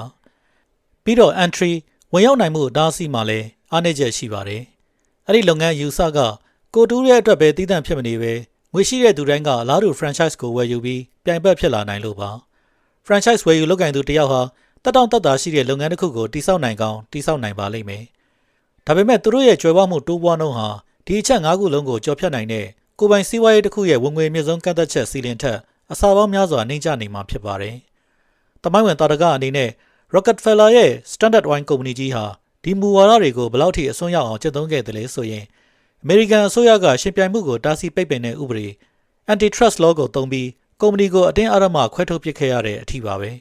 ။ Rockefeller ရဲ့အမြင်မှာတော့ဒါဟာအမြင့်မားဆုံးသောရှင်ပြိုင်မှုအားသာချက်တွေဖြစ်ခဲ့ပါတယ်။သူဟာရေနံပိုက်လိုင်းတွေတပ်စဉ်ဆက်ယုံနေတဲ့ဖြန့်ဖြူးရေးရန်ရာတစ်ခုလုံးကိုဗတ်စုံကနေထိန်းချုပ်ထားနိုင်ခဲ့တာကြောင့်ဘယ်ပြိုင်ဘက်မှဈေးကွက်ထဲကိုအလားအလာရှိတဲ့အနေအထားနဲ့ဝင်မလာနိုင်အောင်ပိတ်ဆို့ထားနိုင်ခဲ့ပါတယ်။စီးပွားရေးလုပ်ငန်းတစ်ခုဟာသူ့ရဲ့ကုန်ကျန်းကွင်းဆက် supply chain ဖြန့်ဖြူးရေးကွန်ရက်နဲ့ဖောက်သည်တွေနဲ့ဆက်ဆံရေးကိုအခြားရွေးချယ်စရာမရှိတော့တဲ့အထိ စစ်ဆက်ထိန်းချုပ်နိုင်ပြီဆိုရင်ဒါဟာ Fastlane ရဲ့အမြင့်မားဆုံးရှင်ပြိုင်မှုအားသာချက်ကိုရရှိသွားတာပါပဲထိန်းချုပ်နိုင်မှု control ဘိုင်းကိုအဆုံးစွန်ထိတိစောက်လိုက်တဲ့အခါလဝက်ကြီးအုပ်မှု monopoly ဆိုတာဖြစ်လာပါတယ်အဲ့ဒီလိုလုံးဝအုပ်တုံအောင်မြင်သွားတဲ့အခါမှာတော့အစိုးရတွေကတော့ဝင်ရောက်ဆက်ဖက်ရတဲ့အထိအင်အားကြီးမားသွားတာဖြစ်ပါတယ်နောက်ထပ်ဥပမာအနေနဲ့ subscriber 2 သန်းရှိတဲ့ YouTuber တယောက်နဲ့ subscriber 2 သိန်းပဲရှိတဲ့ email newsletter ပိုင်ရှင်တယောက်ရဲ့ viewer မြောက်ကွာခြားချက်ကိုကြည့်ပါ YouTuber ကပိုပြီးနာမည်ကြီးတယ်လို့ထင်ရပေမဲ့လက်တွေ့မှာတော့သူဟာ YouTube ရဲ့လက်အောက်မှာပဲရှိနေတာပါ algorithm အပြောင်းလဲဝင်ငွေရှာဖွေမှုစည်းမျဉ်း monetization rules နဲ့အကောင့်ရဲ့တည်ရှိမှုတစ်ခုလုံးကို YouTube ကပဲထိန်းချုပ်ထားပါတယ်တနေ့မှာအကြောင်းပြချက်မရှိဘဲအကောင့်ပိတ်ခံရရင်ဒါမှမဟုတ် algorithm အရအကြည့်နေသွားရင် YouTuber မှာခုခံပိုင်ခွင့်လုံးဝမရှိပါဘူးသူဟာသူများရဲ့အိမ်ကွင်းမှာကစားနေရတာဖြစ်လို့ပါတစ်ဖက်မှာတော့ newsletter လောက်ကင်သူဟာသူ့ရဲ့ဖောက်သည်တွေနဲ့တိုက်ရိုက်ချိတ်ဆက်ထားပါတယ်သူဟာသူ့ရဲ့ audience list ကိုကိုယ်တိုင်ပိုင်ဆိုင်ပါတယ်အကယ်၍အသုံးပြုနေတဲ့ email platform ကဈေးနှုန်းတွေတိုးလိုက်ရင်တော့သူ့ရဲ့ subscriber စာရင်းကိုအိတ်ထဲထည့်ပြီးတခြား platform တစ်ခုကိုလွယ်လွယ်ကူကူပြောင်းရွှေ့နိုင်ပါတယ်စာရေးဆရာဒီမာကိုရဲ့ထိန်းချုပ်နိုင်မှု control ချက်ကထောက်ပြတဲ့စိတ်ပညာဆိုင်ရာထောင်ချောက်ကတော့ပိုင်ဆိုင်မှုအထင်မှားခြင်း illusion of ownership ပဲဖြစ်ပါတယ်ဒါဟာမိမိကအချိန်နဲ့လောကအမြောက်များရင်းနှီးထားတဲ့အရာကိုငါပိုင်တာပဲလို့စိတ်ကအခိုင်အမာယုံကြည်မိတဲ့သိမြင်မှုဆိုင်ရာအမှားတစ်ခုပါဥပမာလူမှုကွန်ရက် platform တစ်ခုပေါ်မှာ audience တိစောက်ဖို့3နှစ်လောက်အချိန်ပေးလိုက်တဲ့အခါစိတ်ပိုင်းဆိုင်ရာအရာဒါဟာကိုယ်ပိုင် empower တစ်ခုလို့ခံစားရတတ်ပါတယ်ဒါပေမဲ့လက်တွေ့မှာတော့ platform ရဲ့စည်းကမ်းချက်တွေကအချိန်မရွေးပြောင်းလဲနိုင်သလိုကိုယ့်ရဲ့အကောင့်ကိုလည်းအချိန်မရွေးပိတ်ပစ်နိုင်ပါတယ်ဒီလိုစိတ်ပိုင်းဆိုင်ရာခံစားချက်နဲ့လက်တွေ့ပိုင်ဆိုင်မှုကြားကကွဲလဲချက်ဟာကိတ္တလုပ်ငန်းရှင်တွေကြားအကြီးမားဆုံးသောမှားယွင်းယူဆချက်ဖြစ်ပြီးထိန်းချုပ်နိုင်မှုဆိုတဲ့အချက်ကဒီအချက်ကိုတိုက်ရိုက်ပြပြင်ပေးလိုက်ခြင်းပဲဖြစ်ပါတယ်အစစ်စစ်သောဈေးကွက်ရှာဖွေရေးကုမ္ပဏီ MLM တွေဟာကိုယ့်ရဲ့ကိုယ်ပိုင်လုပ်ရှင်ဖြစ်ပါစေငွေကြေးလွတ်လပ်မှုစတဲ့လမ်းကြောင်းမြန် Fastlane ဝေါ်ဟာရတွေကိုသုံးပြီးဆွဲဆောင်တတ်ကြပါတယ်ဒီစကားလုံးတွေကနောက်ထောင်လို့ကောင်းပေမဲ့လက်တွေ့မှာတော့ MLM တိစောက်ပုံဟာအခုပြောခဲ့တဲ့အချက်5ချက်လုံးမှာကြာရှုံးနေတာကိုတွေ့ရမှာပါထိန်းချုပ်နိုင်မှု control ကိုလုပ်ငန်းစဉ်တစ်ခုလုံးရဲ့ထိပ်ဆုံးမှာရှိတဲ့ကုမ္ပဏီကသာပိုင်ဆိုးပါတယ်ဝင်ရောက်နိုင်မှု entry ဘိုင်းမှာလည်းငွေပေးပြီးပစ္စည်းဝယ်နိုင်သူတိုင်းဝင်လို့ရတဲ့အတွက်ဘာခံစစ်တစ်တိုင်းမှမရှိပါဘူးအတိုင်းဒါ scale ဘိုင်းကြပြန်တော့လေဈေးကွက်ပြည့်နှက်မှု market saturation ကြောင့်ရေရှည်မှာချက်ထွင်ဖို့ကန့်သက်ချက်ရှိပါတယ်လိုအပ်ချက် need အရတော့ထုတ်ကုန်တွေပေါ်တကယ်ရှိတဲ့လိုအပ်ချက်ထက်ဝယ်လိုအားရှိအောင်ဖန်တီးယူထားရတဲ့အခြေအနေမျိုးဖြစ်နေတတ်ပါတယ်ဒါကြောင့်အခုပြောခဲ့တဲ့အချက်5ချက်ကိုသေချာနားလည်ထားခြင်းဟာစီးပွားရေးတည်ဆောက်ဖို့အတွက်တည်းမဟုတ်ပဲငွေကြေးလွတ်လပ်ခြင်းနဲ့စိတ်ဆန္ဒကိုအသုံးချပြီးဖန်တီးထားတဲ့ထောင်ချောက်တွေကနေကိုကာကွယ်နိုင်မဲ့အကာအကွယ်တစ်ခုလည်းဖြစ်ပါတယ်ဒီအချက်5ချက်ဟာလုပ်ငန်းရှင်တွေရဲ့စိတ်လှုပ်ရှားတက်ကြွမှုကိုကြိုးကြောင်းစီလျော်စွာထိန်းချုပ်ပေးတဲ့စနစ် rational override mechanism တစ်ခုလည်းဖြစ်ပါတယ်သူတေသနတွေအရလုပ်ငန်းတည်ထောင်သူအများစုဟာသူတို့ရဲ့အောင်မြင်နိုင်ခြေကိုအရှိထက်2ဆကနေ5ဆအထိပိုတွက်တတ်ကြပါတယ်ဒါဟာမိမိကိုယ်ကိုအယုံကြည်လွန်ကဲမှု entrepreneurial overconfidence လို့ခေါ်တဲ့သိမြင်မှုဆိုင်ရာအစွဲလမ်းတစ်ခုပါစိတ်ကိုယ်တစ်ခုကိုတွေးကြည့်ရုံနဲ့တွင်အုံနောက်ကဆုလက်ရသလိုမျိုးပျော်ရွှင်မှုဓာတ်တွေကိုထုတ်ပေးနေတာကြောင့်လက်တွေကိုမျက်ကွယ်ပြုမိတတ်ကြပါတယ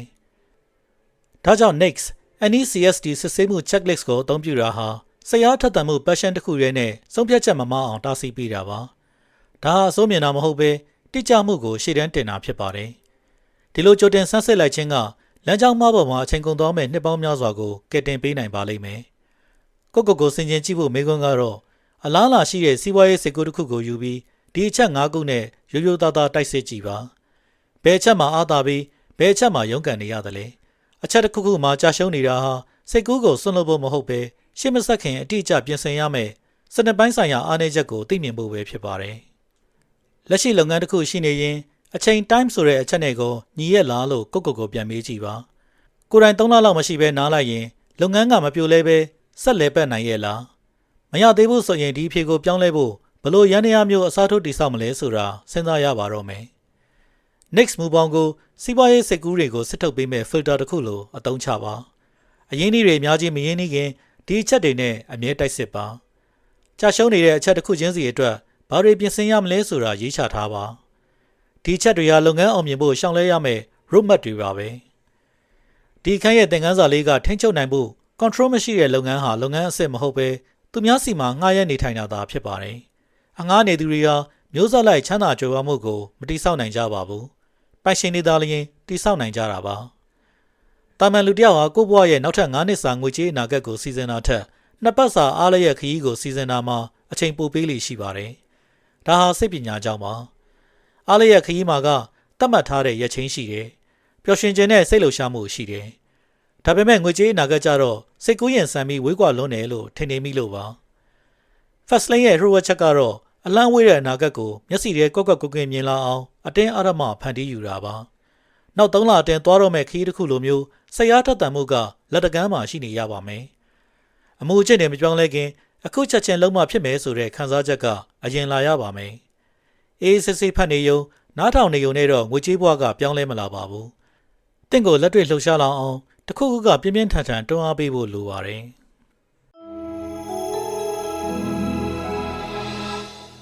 လူအများစုက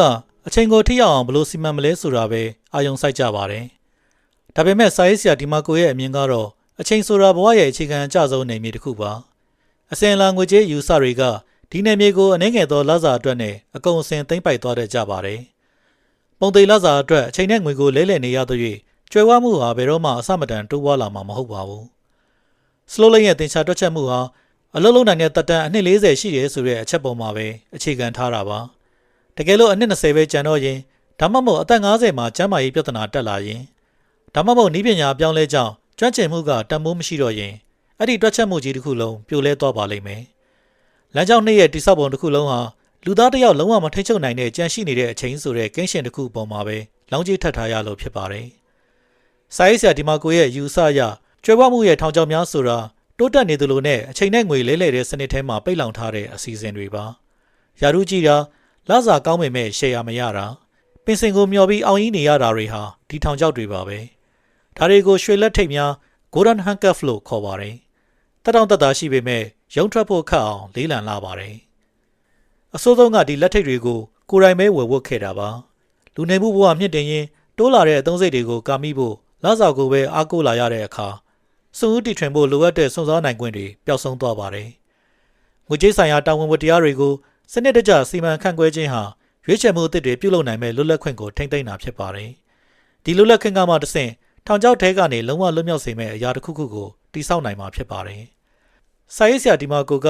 ဘဝကိုနှစ်ပေါင်း40ကြာအောင်ကြီးသိခံပြီးအနားယူချိန် retirement ရောက်မှပျော်ရွှင်မှုကိုရှာမယ်ဆိုတဲ့စိတ်ကူးဟာအိမ်မက်အမှားတစ်ခုပါလို့ဆိုပါတယ်။အသက်65နှစ်ရောက်တဲ့အခါခရီးသွားဖို့စွန့်စားဖို့ရုပ်ပိုင်းဆိုင်ရာဆွမ်းဆောင်ရည်ကကျဆင်းနေပါပြီ။ဆယ်စုနှစ်နဲ့ချီပြီးလုံခြုံမှုကိုပဲရှာခဲ့တဲ့အတွက်စွန့်စားလိုစိတ် risk tolerance လည်းပျောက်ဆုံးနေတတ်ပါတယ်။အစိုးဆုံးကတော့အဲ့ဒီအတွေ့အကြုံတွေကိုအတူတူခံစားပေးမဲ့ပေါင်းသင်းဆက်ဆံရေးတွေပါဆုံးရှုံးနေနိုင်တာပါပဲ။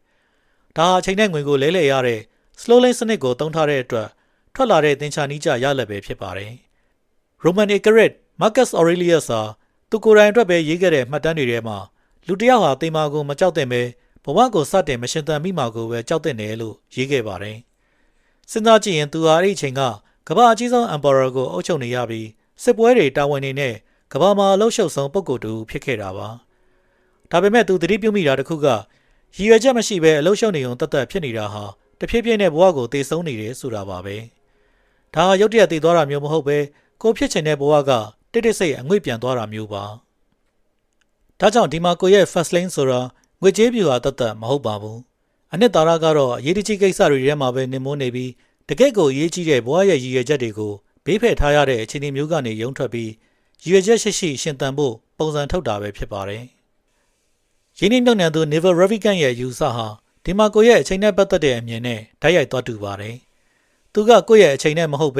ကိုယ့်ရဲ့အုံနောက်နဲ့ငွေရှာပါလို့အခိုင်အမာဆိုပါတယ်။ကုတ်တေမီဒီယာတွေနဲ့စနစ် system တွေကိုအသုံးချပြီး leverage အရှိန်ဟုန်တစ်ခုဖန်တီးလိုက်မယ်ဆိုရင်လူတစ်ယောက်ရဲ့အတွေးခေါ်ကောင်းတစ်ခုရဲ့နဲ့လူသန်းပေါင်းများစွာကိုတပြိုင်နက်ဝန်ဆောင်မှုပေးနိုင်ပါတယ်။ဒါဟာသမိုင်းမှာမရှိခဲ့ဘူးတဲ့နီလန်းနဲ့ဝင်ငွေနဲ့အလုပ်ချိန်ကိုအပီးတိုင်ခွဲထုတ်လိုက်တာပါပဲ။ Ravikant ရဲ့ဒီအတွေးခေါ်ဟာတကယ်တော့ Fast Lane မူပေါင်းကိုခေတ်သစ်သတင်းအချက်လက်စီးပွားရေးလောကထဲမှာလက်တွေ့အသုံးချပြလိုက်တာဖြစ်ပါတယ်။အနှစ်သာရကတော့အခြားသူတွေမသိတဲ့တိကျကျွမ်းကျင်မှုကိုလူအများကြီးစီရောက်နိုင်တဲ့ဖြန့်ဖြူးရေးစနစ်နဲ့ပေါင်းစပ်လိုက်တာပါပဲ။ Stanford တက္ကသိုလ်ကစိတ်ပညာရှင် Philip Zimbardo ဟာလူတွေရဲ့အချိန်ပေါ်ထားတဲ့အမြင် time perspective ကိုဆယ်စုနှစ်နဲ့ချီလေ့လာခဲ့ပါတယ်။သူ့ရဲ့သုတေသနအရအနာဂတ်တစ်ခုတည်းကိုပဲဆွဲလန်းကြည့်ပြီးလက်ရှိဘဝကိုလုံးဝဆွန့်လွတ်ထားသူတွေဟာအောင်မြင်မှုအချို့ရနိုင်ပေမဲ့လက်ရှိဘဝပေါ်ကျေနပ်မှုနဲ့ပျော်ရွှင်နိုင်စွမ်းတ တိတိတသာလျော်နေသွားတာကိုတွေ့ရပါတယ်။ slow lane ဆိုတာကလည်းအနာဂတ်ကိုပဲအစွမ်းရောက်ဦးတည်ထားတဲ့စနစ်ပါ။အခုစွန့်လို့အကုန်စုဆောင်အနားယူမှပဲပျော်တော့ဆိုတဲ့ပုံစံမျိုးဖြစ်ပါတယ်။ဒါကြောင့် slow lane ရဲ့ပေးဆက်မှုဟာငွေကြေးတွေမကပဲစိတ်ပိုင်းဆိုင်ရာပါထိခိုက်စေပါတယ်။ဇင်ဘာဒိုရဲ့အဆိုအရဒီလိုအစွန်းရောက်တဲ့ရှင်သန်မှုဟာစိတ်သက်ကြတာလူမှုရေးပြည့်ညွှန်းတာနဲ့နောက်ပိုင်းမှာအခြေအနေတွေကောင်းလာရင်တော့လက်ရှိပျော်ရွှင်မှုကိုမရယူတတ်တော့တာတွေနဲ့ဆက်ဆက်နေပါတယ်။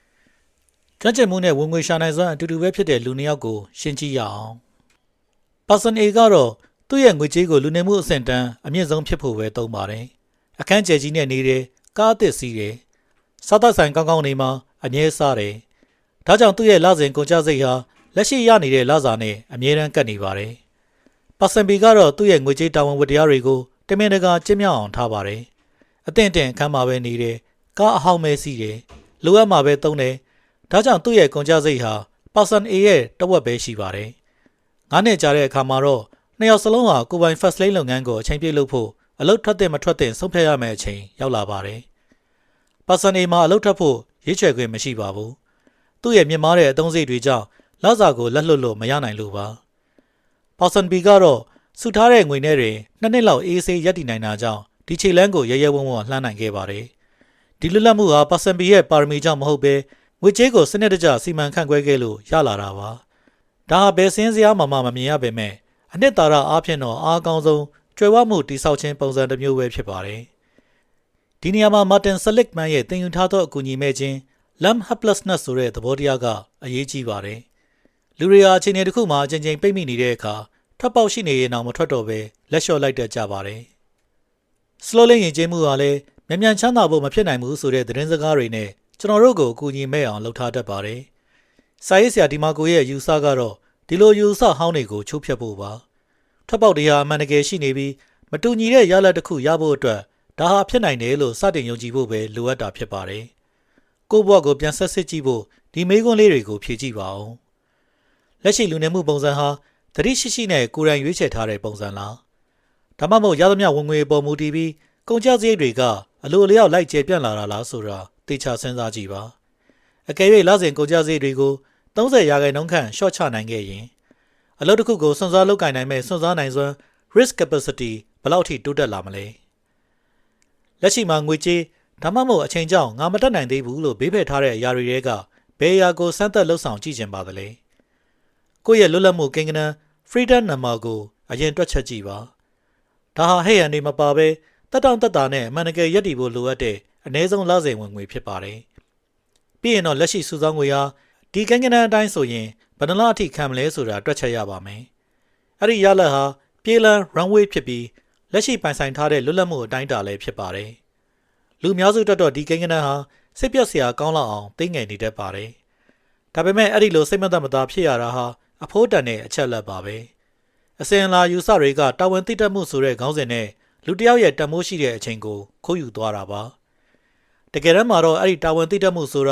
ကျမ်းမာတန်ဆွမ်းတဲ့လူငယ်ဘဝကိုစတေးပြီးဘာမှမလုပ်နိုင်တော့မဲ့ဇရာအရွယ်မှာတက်တောင့်တက်တာနေဖို့ငွေနဲ့လဲလှယ်လိုက်တာပဲဖြစ်ပါတယ်။အတူချုပ်ပြောရရင်ငယ်ရွယ်စဉ်မှာခံစားရမယ့်ဘဝရတာတွေကိုဆွန့်လွတ်ပြီးအိုမင်းမှချမ်းသာမဲ့လမ်းကြောင်းကိုအတင်းအကျပ်ရှောက်ခိုင်းနေခြင်းဖြစ်ပါတယ်။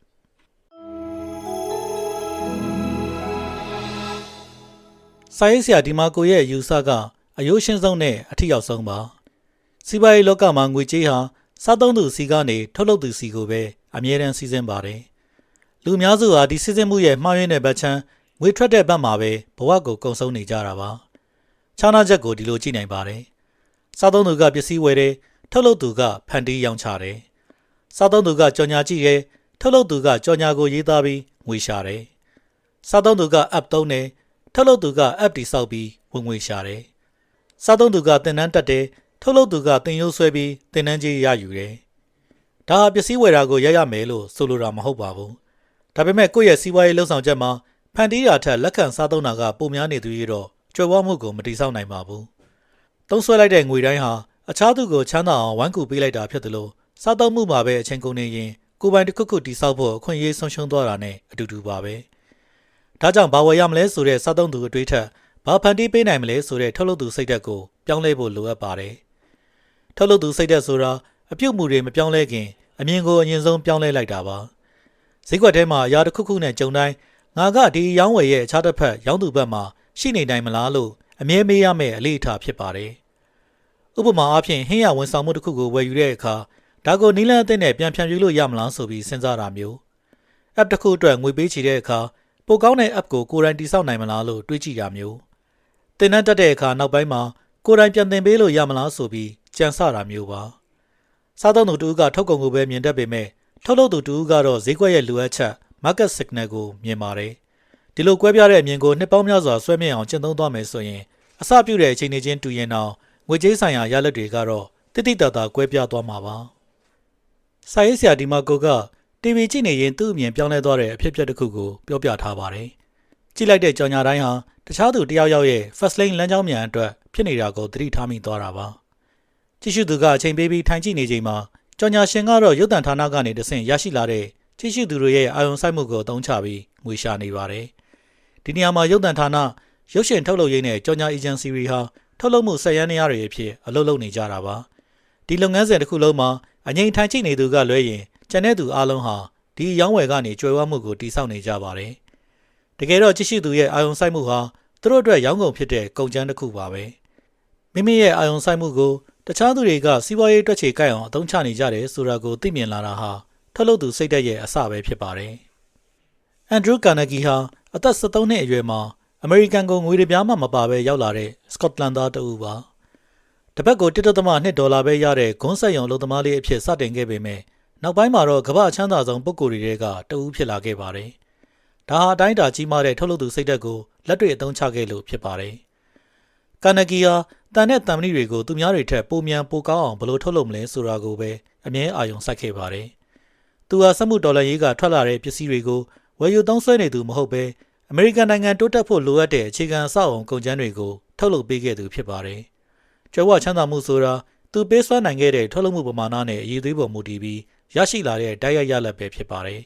။ပြည်သူ့ကပညာရှင်တယောက်ဖြစ်တဲ့ Pat Flynn ဟာအလုပ်လက်မဲ့ဖြစ်နေတဲ့ကာလမှာအွန်လိုင်းစီးပွားရေးနဲ့ပတ်သက်တဲ့အချက်အလက်တွေကိုအစပိုင်းမှာတော့လိုက်လံဖတ်ရှုလေ့လာနေတဲ့အသုံးပြုသူတသက်တာဖြစ်ခဲ့ပါတယ်။နောက်ပိုင်းမှာတော့သူဟာထုတ်လုပ်သူတယောက်အနေနဲ့ပြတ်သားတဲ့ဆုံးဖြတ်ချက်တစ်ခုချမှတ်ခဲ့ပါတယ်။အဲ့ဒါကတော့သူကိုယ်တိုင်စသက်လှုပ်ဆောင်ချက်တွေကိုမှတ်တမ်းတင်တာရလဒ်တွေကို blog နဲ့ podcast တွေကနေတဆင့်ပုံမှန်လင်းလင်းပြန်လည်ဝေမျှတာပဲဖြစ်ပါတယ်။ဒီဆုံးဖြတ်ချက်ကပဲသူ့ကိုအွန်လိုင်းပညာရေးဈေးကွက်မှာအောင်မြင်တဲ့လုပ်ငန်းရှင်တစ်ယောက်ဖြစ်လာစေခဲ့ပါတယ်။သူဟာအသုံးပြုသူအဆင့်ကနေကျော်လွန်ပြီးနှစ်ပေါင်းများစွာအတွင်းမှာစာအုပ်သင်တန်း software နဲ့အခြားဝင်ငွေလမ်းကြောင်းပေါင်းများစွာကနေဒေါ်လာတန်းချီတန်တဲ့စီးပွားရေး empire ကိုတည်ဆောက်နိုင်ခဲ့ပါတယ်။အရင်ကသူ့ရဲ့အာရုံစိုက်မှုတွေကိုပဲယူနေခဲ့တဲ့ဒီဈေးကွက်ဟာအခုတော့သူ့အတွက်ဝင်ငွေတွေပြန်လည်ထုတ်လုပ်ပေးနေတဲ့နေရာတစ်ခုဖြစ်လာပါတော့တယ်။ Harvard တက္ကသိုလ်ကသူတည်သူ Michael Norton နဲ့အဖွဲ့ဟာ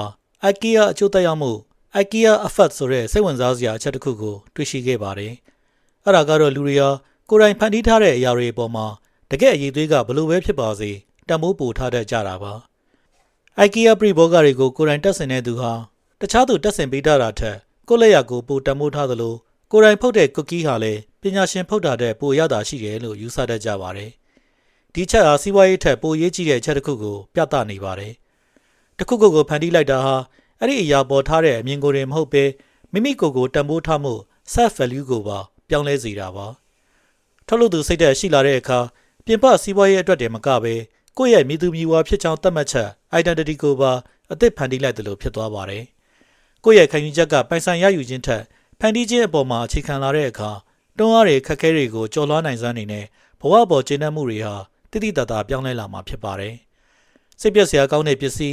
းဒါမှမဟုတ်ဝန်ဆောင်မှုတစ်ခုခုကြောင့်စိတ်တုန်မိတဲ့အခါအဲ့ဒီစိတ်တုန်မှုကိုသေချာသတိထားကြည့်ပါ။ဒါကိုအသုံးမကျလို့ညှဉ်းညူရတဲ့အဆင့်မှာတင်မရက်လိုက်ပါနဲ့။ဒါဟာတကယ်တော့ထုတ်လုပ်သူအတွက်အခွင့်အလမ်း producer signal ပဲဖြစ်ပါတယ်။ကိုလိုပဲစိတ်ပြတ်နေတဲ့သူတွေအများကြီးရှိနေတာဟာဖြည့်ရှင်းပေးဖို့စောင့်နေတဲ့ဈေးကွက်အရွယ်အစား market size ကိုပြနေတာပါ။အောင်မြင်တဲ့စီးပွားရေးလုပ်ငန်းတွေဟာပြဿနာကိုထိုင်ကြီးနေုံနဲ့အားမရပဲဒါကိုငါကိုယ်တိုင်ဘလို့ကောင်းအောင်လုပ်ပေးနိုင်မလဲဆိုတဲ့ဆုံးဖြတ်ချက်ကနေစတင်ခဲ့တာဖြစ်ပါတယ်။အသုံးပြုသူယဉ်ကျေးမှု consumer culture ဆိုတာလူတွေကိုခဏတာယာမှုပေးတဲ့ dopamine အပေါ်မှာအခြေခံထားတာပါ။ဖုန်းပွတ်တာဗီဒီယိုကြည့်တာနဲ့ပစ္စည်းဝယ်တာတွေဟာရေရှည်အတွက်ဘာမှဖြစ်မလာပဲခဏတာစိတ်ကျေနပ်မှုရအောင်စနစ်တကျပုံဖော်ထားတဲ့အလေးထားတွေဖြစ်ပါတယ်။ထုတ်လုပ်ခြင်း production ကတော့အစပိုင်းမှာပိုပင်ပန်းပါတယ်။အုံနောက်ကိုပိုသုံးရသလိုရလဒ်ထွက်လာဖို့လည်းအချိန်စောင့်ရတာကြောင့် လူအများစုဟာစိတ်မသက်မသာဖြစ်ပြီးလက်လျှော့သွားတတ်ကြပါတယ်။ဒါပေမဲ့စင်တစိုက်ဖန်တီးထုတ်လုပ်တာဟာဝယ်ယူအသုံးပြုတာထက်ပိုပြီးနှက်ဆိုင်တဲ့ကျေနပ်မှုကိုပေးနိုင်ပါတယ်။ဒါကို flow state လို့ခေါ်ပါတယ်။အဓိပ္ပာယ်ရှိတဲ့အလုပ်တစ်ခုမှာစိတ်ရောကိုယ်ပါနှိမ့်ညွတ်နေတာဟာလူသားတွေခံစားရတဲ့စိတ်ပိုင်းဆိုင်ရာအတွေ့အကြုံတွေထဲမှာအမြင့်မားဆုံးပုံစံတစ်ခုပါပဲ။ထုတ်လုပ်သူစိတ်သက်ဆိုတာပျော်ရွှင်မှုကိုဆွန့်လွတ်တာမဟုတ်ပါဘူး။ခဏတာရတဲ့အဆင့်ကနေပိုပြီးပြည့်စုံတဲ့ပျော်ရွှင်မှုအဆင့်ကိုမြင့်တင်လိုက်တာဖြစ်ပါတယ်။ကိုဒီမေးခွန်းလေးတွေမေးကြည့်ပေးပါ။လွန်ခဲ့တဲ့ရက်ပေါင်း30အတွင်းမှာမိတ်ဆွေဟာဘာတွေကိုအသုံးပြုကြည့်ရှုဖို့အချိန်ပေးဆုံးဖြစ်ခဲ့တယ်လေ။အဲ့ဒီအချိန်တွေကတချို့ကိုအဲ့ဒီနယ်ပယ်မှာတစ်ခုခုထုတ်လုပ်ဖို့အတွက်အသုံးချလို့ရနိုင်မလား။တကယ်တော့နောက်ထပ်ရက်90အတွင်းမှာအခြေခံလိုအပ်ချက်ကလွဲလို့ကျန်တာတွေကိုအသုံးမပြုဘဲဖန်တီးတာတိဆောက်တာတင်ကြားတာမျိုးပဲလုပ်ရမယ်ဆိုရင်ဘာကိုတိဆောက်မလဲ။အဲ့ဒီအရာကိုအခုချိန်ထိဘာကြောင့်မတိဆောက်ဖြစ်သေးတာလဲ။လက်တွေသုံးချကြည့်ဖို့ကပုံမှန်လုပ်လေ့ရှိတဲ့အလေးထားတစ်ခုကိုရွေးချယ်ပါ။ဥပမာအမြဲကြည့်တဲ့ဗီဒီယိုမျိုးအစားအမြဲပေးနေရတဲ့ဝန်ဆောင်မှုခဒါမှမဟုတ်ခဏဝယ်တဲ့ပစ္စည်းအဲ့ဒီနယ်ပယ်မှာထုတ်လုပ်သူအဖြစ်ပါဝင်နိုင်မဲ့အခွင့်အလမ်းရှိမရှိကိုမိနစ်30လောက်အချိန်ပေးပြီးရှာဖွေကြည့်ပါဒါစီးပွားရေးချက်ချင်းစတင်မှုမဟုတ်ပဲဈေးကွက်ကိုကြည့်ရင်စားသုံးသူမျက်လုံးနဲ့မဟုတ်ပဲထုတ်လုပ်သူအမြင်နဲ့ကြည့်တတ်အောင်လေ့ကျင့်တာဖြစ်ပါတယ်ကျွန်တော်တို့ဖုန်းပို့နေချိန်ဗီဒီယိုကြည့်နေချိန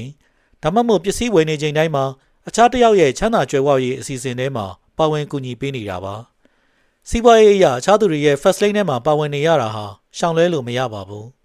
းဒါပေမဲ့အဓိကမေးခွန်းကကိုရိုင်းရဲ့ first lane တစ်ခုကိုရောတိဆောက်နေပြီလားဆိုတာပါပ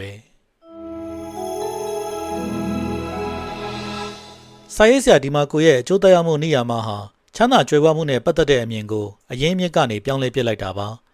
ငါဘလို့ငွေရှာအားမလဲဆိုတဲ့မေးခွန်းအစားငါဘလောက်အတိုင်းအတာအထိတန်ဖိုးတွေဖန်တီးပေးနိုင်မလဲပြီးတော့လူဘယ်နှယောက်အတွက်လဲဆိုတာကိုပဲအာယုံစိုက်ခိုင်းတာဖြစ်ပါတယ်ဒီနေရာမှာရဲ့အဓိကချက်ကမိတ်ဆွေရာလူအများကြီးရဲ့ဘဝကိုပိုပြီးအကျိုးသက်ရောက်မှုပေးနိုင်လေးပိုပြီးချမ်းသာလေးပါပဲချမ်းသာတာဟာကံကောင်းတာထက်သက်ရောက်မှု impact အပေါ်မှာပဲမူတည်ပါတယ်ကိုယ့်ရဲ့ထုတ်ကုန်ဒါမှမဟုတ်စိတ်ကူးဟာလူဘယ်နှယောက်စီရောက်တယ်လဲသူတို့ဘဝကိုဘယ်လောက်ထိကောင်းအောင်ပြောင်းလဲပေးနိုင်တယ်လဲဆိုတာကအဆုံးဖြတ်ပေးမှာပါဒီနေရာမှာအတိုင်းအတာနှစ်ခုကိုနားလည်ထားဖို့လိုပါတယ်နံပါတ်1အကျယ် breadth အရေးအတွက်လူဦးရေဘယ်လောက်ထိရောက်တယ်လဲနဲ့နံပါတ်2အနက် depth အရေးအသွေးသူတို့ဘဝကိုဘယ်လောက်ထိတိတိတတ်တာပြောင်းလဲပေးနိုင်တယ်လဲဆိုတာပါလုပ်ငန်းမျိုးစား၃ခုရှိပါတယ်လူအများကြီးစီရောက်ပေမဲ့အကျိုးသက်ရောက်မှုအသင့်တင်ပဲရှိတာအကျယ်ရှိပေမဲ့အနက်တိန်တာမျိုးဥပမာဈေးသက်သာတဲ့လူသုံးကုန်ပစ္စည်းတွေလူတန်းချီဝယ်တဲ့အတွက်ဝင်ငွေအများကြီးရနိုင်ပါတယ်လူအနေငယ်စီပဲရောက်ပေမဲ့အကျိုးသက်ရောက်မှုအရန်ကြီးတာအနက်ရှိပြီးအကျယ်ကျင်းတာမျိုးဥပမာထိပ်တန်းအတိုင်ပင်ခံလုပ်ငန်းဒါမှမဟုတ်အထုကုဆရာဝန်လူနေနဲ့ပဲဝန်ဆောင်မှုပေးရပေမဲ့တူးချင်းစီကနေအဖိုးအခအမြောက်များရနိုင်ပါတယ်လူလဲနဲ့အကျိုးသက်ရောက်မှုလည်းမရှိတာအကျယ်ရောအနက်ပါနေတာမျိုးဒါဟာလုပ်ငန်းအသစ်အများဆုံးကြာရှုံးရတဲ့အနေအရှိဆုံးနေရာပါအကျိုးသက်ရောက်မှုနေရာမှာရဲ့အမြင့်ဆုံးကတော့အကျယ်ရောအနက်ပါကြီးမားခြင်းပါဥပမာ WhatsApp ကိုအကျယ် breadth ဖြစ်တဲ့လူသန်းပေါင်းများစွာအသုံးပြုကြပြီးအနက် depth ဖြစ်တဲ့လူတွေရဲ့ဆက်သွယ်ပြောဆိုပုံကိုအခြေခံကအစတိတိတသာပြောင်းလဲပြနိုင်ခဲ့ပါတယ်ဒီလိုအကျယ်နဲ့အနက်ကိုအမိအရစုပ်ကိုင်ထားနိုင်လို့လဲဝန်ထမ်း55ယောက်ပဲရှိတဲ့ကုမ္ပဏီကို2014ခုနှစ်မှာ Facebook အခု Meta ကဒေါ်လာ19ဘီလီယံနဲ့ဝယ်ယူခဲ့တာဖြစ်ပါတယ်ဒါဟာကုမ္ပဏီတစ်ခုရဲ့တန်ဖိုးဆိုတာအလုပ်သမားဘယ်လောက်ခံထားလဲဆိုတဲ့အပေါ်မှာမမူတည်ပဲသူတို့ဖန်တီးလိုက်တဲ့အကျိုးသက်ရောက်မှုရလဒ် impact output အပေါ်မှာပဲမူတည်ကြောင်းသက်သေပြနေတာဖြစ်ပါတယ်စာရေးဆရာဒီမာကိုကနေကန်စင်းကင်တယောက်နဲ့ TurboTax အခွန်တွက်ချက်တဲ့ software ကိုနှိုင်းယှဉ်ပြထားပါတယ်နှစ်ဦးစလုံးဟာအခွန်ကိစ္စတွေမှန်မှန်ကန်ကန်ဖြစ်စေဖို့ဆိုတဲ့ပြဿနာကိုပဲတူညီတဲ့ကြွက်ကျင်မှုတွေသုံးပြီးဖြေရှင်းပေးကြတာပါဒါပေမဲ့သူတို့ကြားမှာကြီးမားတဲ့ကွဲပြားချက်တစ်ခုရှိပါတယ်နေကန်စင်းကင်ကတစ်နှစ်မှာလူ200ဝန်းကျင်လောက်ကိုပဲလူကိုယ်တိုင်ဝန်ဆောင်မှုပေးနိုင်ပါတယ် TurboTax software ကတော့စနစ်တစ်ခုတည်းကိုပဲသုံးပြီးလူသန်းပေါင်းများစွာစီတပြိုင်နက်ရောက်ရှိနိုင်ပါတယ်သူတို့ပေးတဲ့တမိုးချင်းတူပေမဲ့အကျိုးသက်ရောက်မှုတိစောက်ပုံ impact architecture ကတော့လုံးဝကွဲပြားနေပါတယ်တူကတက်တောင့်တက်တာရှိတဲ့ဝင်ငွေလောက်ပဲဖန်တီးနိုင်ချိန်မှာနောက်တစ်ခုကတော့ဒေါ်လာဘီလီယံချီတဲ့ဈေးကွက်တန်ဖိုးကိုထုတ်ပေးပါတယ်အကျိုးသက်ရောက်မှုနေရာမှာရဲ့အနှစ်သာရကတော့ရှင်းပါတယ်ဒီနေရာမှာဟာစ조사အားထုတ်မှုမဟုတ်ပဲကျွမ်းကျင်မှုတတ်ကိုရင်ဆုလက်ပေးတာမဟုတ်ပါဘူးအဲ့ဒီစ조사အားထုတ်မှုတွေကိုဘလောက်ထိကျေပြန့်တဲ့အတိုင်းအတာ scale မှာအသုံးချနိုင်တယ်လဲဆိုတာကိုပဲဆုလက်ပေးတာဖြစ်ပါတယ်Florence Nightingale ကို Crimea စစ်ပွဲတုန်းက လူနာတွေကိုတိုးချင်းဂယူးဆိုင်ပြုစုပေးတဲ့သူနာပြုတူအဖြစ်လူသိများပါတယ်။ဒါပေမဲ့သူမရဲ့တကယ်သမိုင်းဝင်လှုပ်ဆောင်ချက်ကတော့လူနာပြုစုတာထက်ပိုပြီးလေးနက်ပါတယ်။နိုင်တင်ကေးဟာချက်လက်နဲ့စင်းရင်းတွေကိုအသုံးချပြီးဆေးရုံတွေမှာတန့်ရှင်းမှုမရှိတာဟာရန်သူလက်နက်ထက်တောင်စစ်သားတွေကိုပိုသေးစေတယ်ဆိုတာကိုသက်သေပြခဲ့သူပါ။သူမဟာလူနာတွေကိုတိုးချင်းပြုစုပေးုံနဲ့မကပဲဆေးရုံတွေရဲ့တန့်ရှင်းရေးစံနှုန်းတွေကိုမူဝါဒအဆင့်ထိပြောင်းလဲပြစ်နိုင်ခဲ့ပါတယ်။သူမရဲ့အကျိုးသက်ရောက်မှုဟာအတိုင်းအတာစကေးတစ်ခုအထိရောက်သွားခဲ့တာပါ။လူနာတိုးချင်းစီကိုပြုစုပေးတာထက်ဆေးရုံစနစ်တစ်ခုလုံးကိုပြုပြင်ပြောင်းလဲလိုက်တာကြောင့်ဆယ်စုနှစ်ပေါင်းများစွာအတွင်းမှာလူပေါင်းသိန်းချီရဲ့အသက်ကိုကယ်တင်နိုင်ခဲ့ပါတယ်။ဒါအကျိုးသက်ရောက်မှုနေရာမရဲ့အခြေအနေနဲ့ကိုထိထိရောက်ရောက်အသုံးချနိုင်ခဲ့တဲ့သမိုင်းဝင်သာဓကတစ်ခုပဲဖြစ်ပါတယ်။သင်ခန်းစာကတော့အပြောင်းလဲတစ်ခုကိုတိုးချင်းအစစ်မာတွေမရက်ပဲစနစ်တစ်ခုလုံး system ထိရောက်အောင်လုပ်နိုင်ရင်အကျိုးသက်ရောက်မှုကလည်းအစပေါင်းများစွာကြီးမားသွားမှာဖြစ်ပါတယ်။စိတ်ကျန်းမာရေးဆရာဝန်ဗစ်တာဖရန့်ကရဲ့ယူဆအရလူသားတွေရဲ့အနှက်ဆိုင်ဆုံးသောတွန်းအားဟာပျော်ရွှင်မှုထက်မိမိဘဝရဲ့အဓိပ္ပာယ်ကိုရှာဖွေတွေ့ရှိဖို့ပဲဖြစ်ပါတယ်။သူဟာနာဇီအကျဉ်းစခန်းရဲ့ကြောက်မက်ဖွယ်အတွေ့အကြုံတွေကြားကနေတဆင့်မိမိရဲ့တည်ရှိမှုဟာအခြားသူတွေအပေါ်မှာအကျိုးသက်ရောက်မှုရှိနေတယ်လို့ခံစားရတဲ့ပံ့ပိုးကူညီမှုစိတ်ဓာတ်ဟာလူတစ်ယောက်ကိုခက်ခဲဆုံးအခြေအနေတွေမှာတောင်ဆက်လက်ရှင်သန်နိုင်စေတဲ့အဓိပ္ပာယ်ရှိမှုရဲ့ရင်းမြစ်ဖြစ်ကြောင်းဖော်ထုတ်နိုင်ခဲ့ပါတယ်။ဒီချက်ဟာစာရေးဆရာဒီမာကိုရဲ့အကျိုးသက်ရောက်မှုနေရာမှာ law of affection နဲ့တိုက်ရိုက်ဆက်စပ်နေပါတယ်။ဒီနေရာမှာစီးပွားရေးလုပ်ငန်းတစ်ခုကိုငွေရှာဖို့အတွက်ပဲကြည့်နေတာမျိုးမဟုတ်ပဲလူသားတွေကိုအမှန်တကယ်အကျိုးပြုနိုင်မယ့်အရာကိုအတိုင်းအတာတစ်ခုထိတိစောက်ခြင်းအပြင်ငွေကြေးအကျိုးမြတ်ရောစိတ်ပိုင်းဆိုင်ရာရည်မှန်းချက်ပါတပြိုင်နက်ပြည့်စုံစေတာဖြစ်ပါတယ်။များသောအားဖြင့်လုပ်ကိုင်နေရာငွေရရင်စိတ်မချမ်းသာတာမျိုးဒါမှမဟုတ်စိတ်ချမ်းသာပေမဲ့ငွေမရတာမျိုးဖြစ်တတ်ပေမဲ့ဒီနေရာမှာကိုစနစ်တကျအသုံးချခြင်းကတော့မိမိရဲ့ကိုယ်ကျိုးနဲ့အများအတွက်ပံ့ပိုးနိုင်စွမ်းကိုတသားတည်းဖြစ်သွားစေပါတယ်။ဒါကြောင့်အကျိုးသက်ရောက်မှုနေရာမှာဟာခေတ်သစ်စီးပွားရေးလောကထဲမှာကိုယ်ကျိုးနဲ့အများကျိုးကိုအောင်မြင်မြင်ပေါင်းစပ်ပေးနိုင်တဲ့အစစ်အမှန်နည်းလမ်းတစ်ခုပဲဖြစ်ပါတယ်။ကျောင်းသား900ကိုတစ်သက်လုံးစာသင်ပေးခဲ့တဲ့ဆရာတဦးနဲ့ကျောင်းသားတန်းပေါင်းများစွာအသုံးပြုတဲ့သင်ရိုးညွှန်းနှက်ကိုဖန်တီးလိုက်တဲ့ဆရာတဦးကိုနှိုင်းယှဉ်ကြည့်ပါ။နှစ်ဦးစလုံးမှာတူညီတဲ့ကျွမ်းကျင်မှုနဲ့စေတနာရှိနိုင်ပေမဲ့သူတို့ရဲ့အသိပညာကိုဖြန့်ဖြူးပေးဖို့တဲ့စနစ်ကတော့လုံးဝကွဲပြားပါတယ်။အကျိုးသက်ရောက်မှုနေရာမှာ law of affection အရစာသင်ခန်းထဲမှာပဲတူးချင်းသင်ကြားတဲ့ပုံစံဟာဘလောက်ပဲစူးစမ်းပါစေအတိုင်းအတာတစ်ခုထိဖြန့်ဖြူးနိုင်တဲ့ scale စနစ်ကိုတော့စီးပွားရေးအရာရောအကျိုးသက်ရောက်မှုအရာပါမကျော်လွှားနိုင်ပါဘူး။ဒါကြောင့်လဲပါရမီအရှိဆုံးဆရာတွေဟာအချမ်းသာဆုံးဖြစ်မနေကြတာပါ။အတိုင်းအတာတစ်ခုထိဖြန့်ဖြူးနိုင်စွမ်းမရှိတဲ့အရေးသွေးဟာ scale ရှိတဲ့အရေးသွေးလောက်ဆုလက်မရနိုင်တာဟ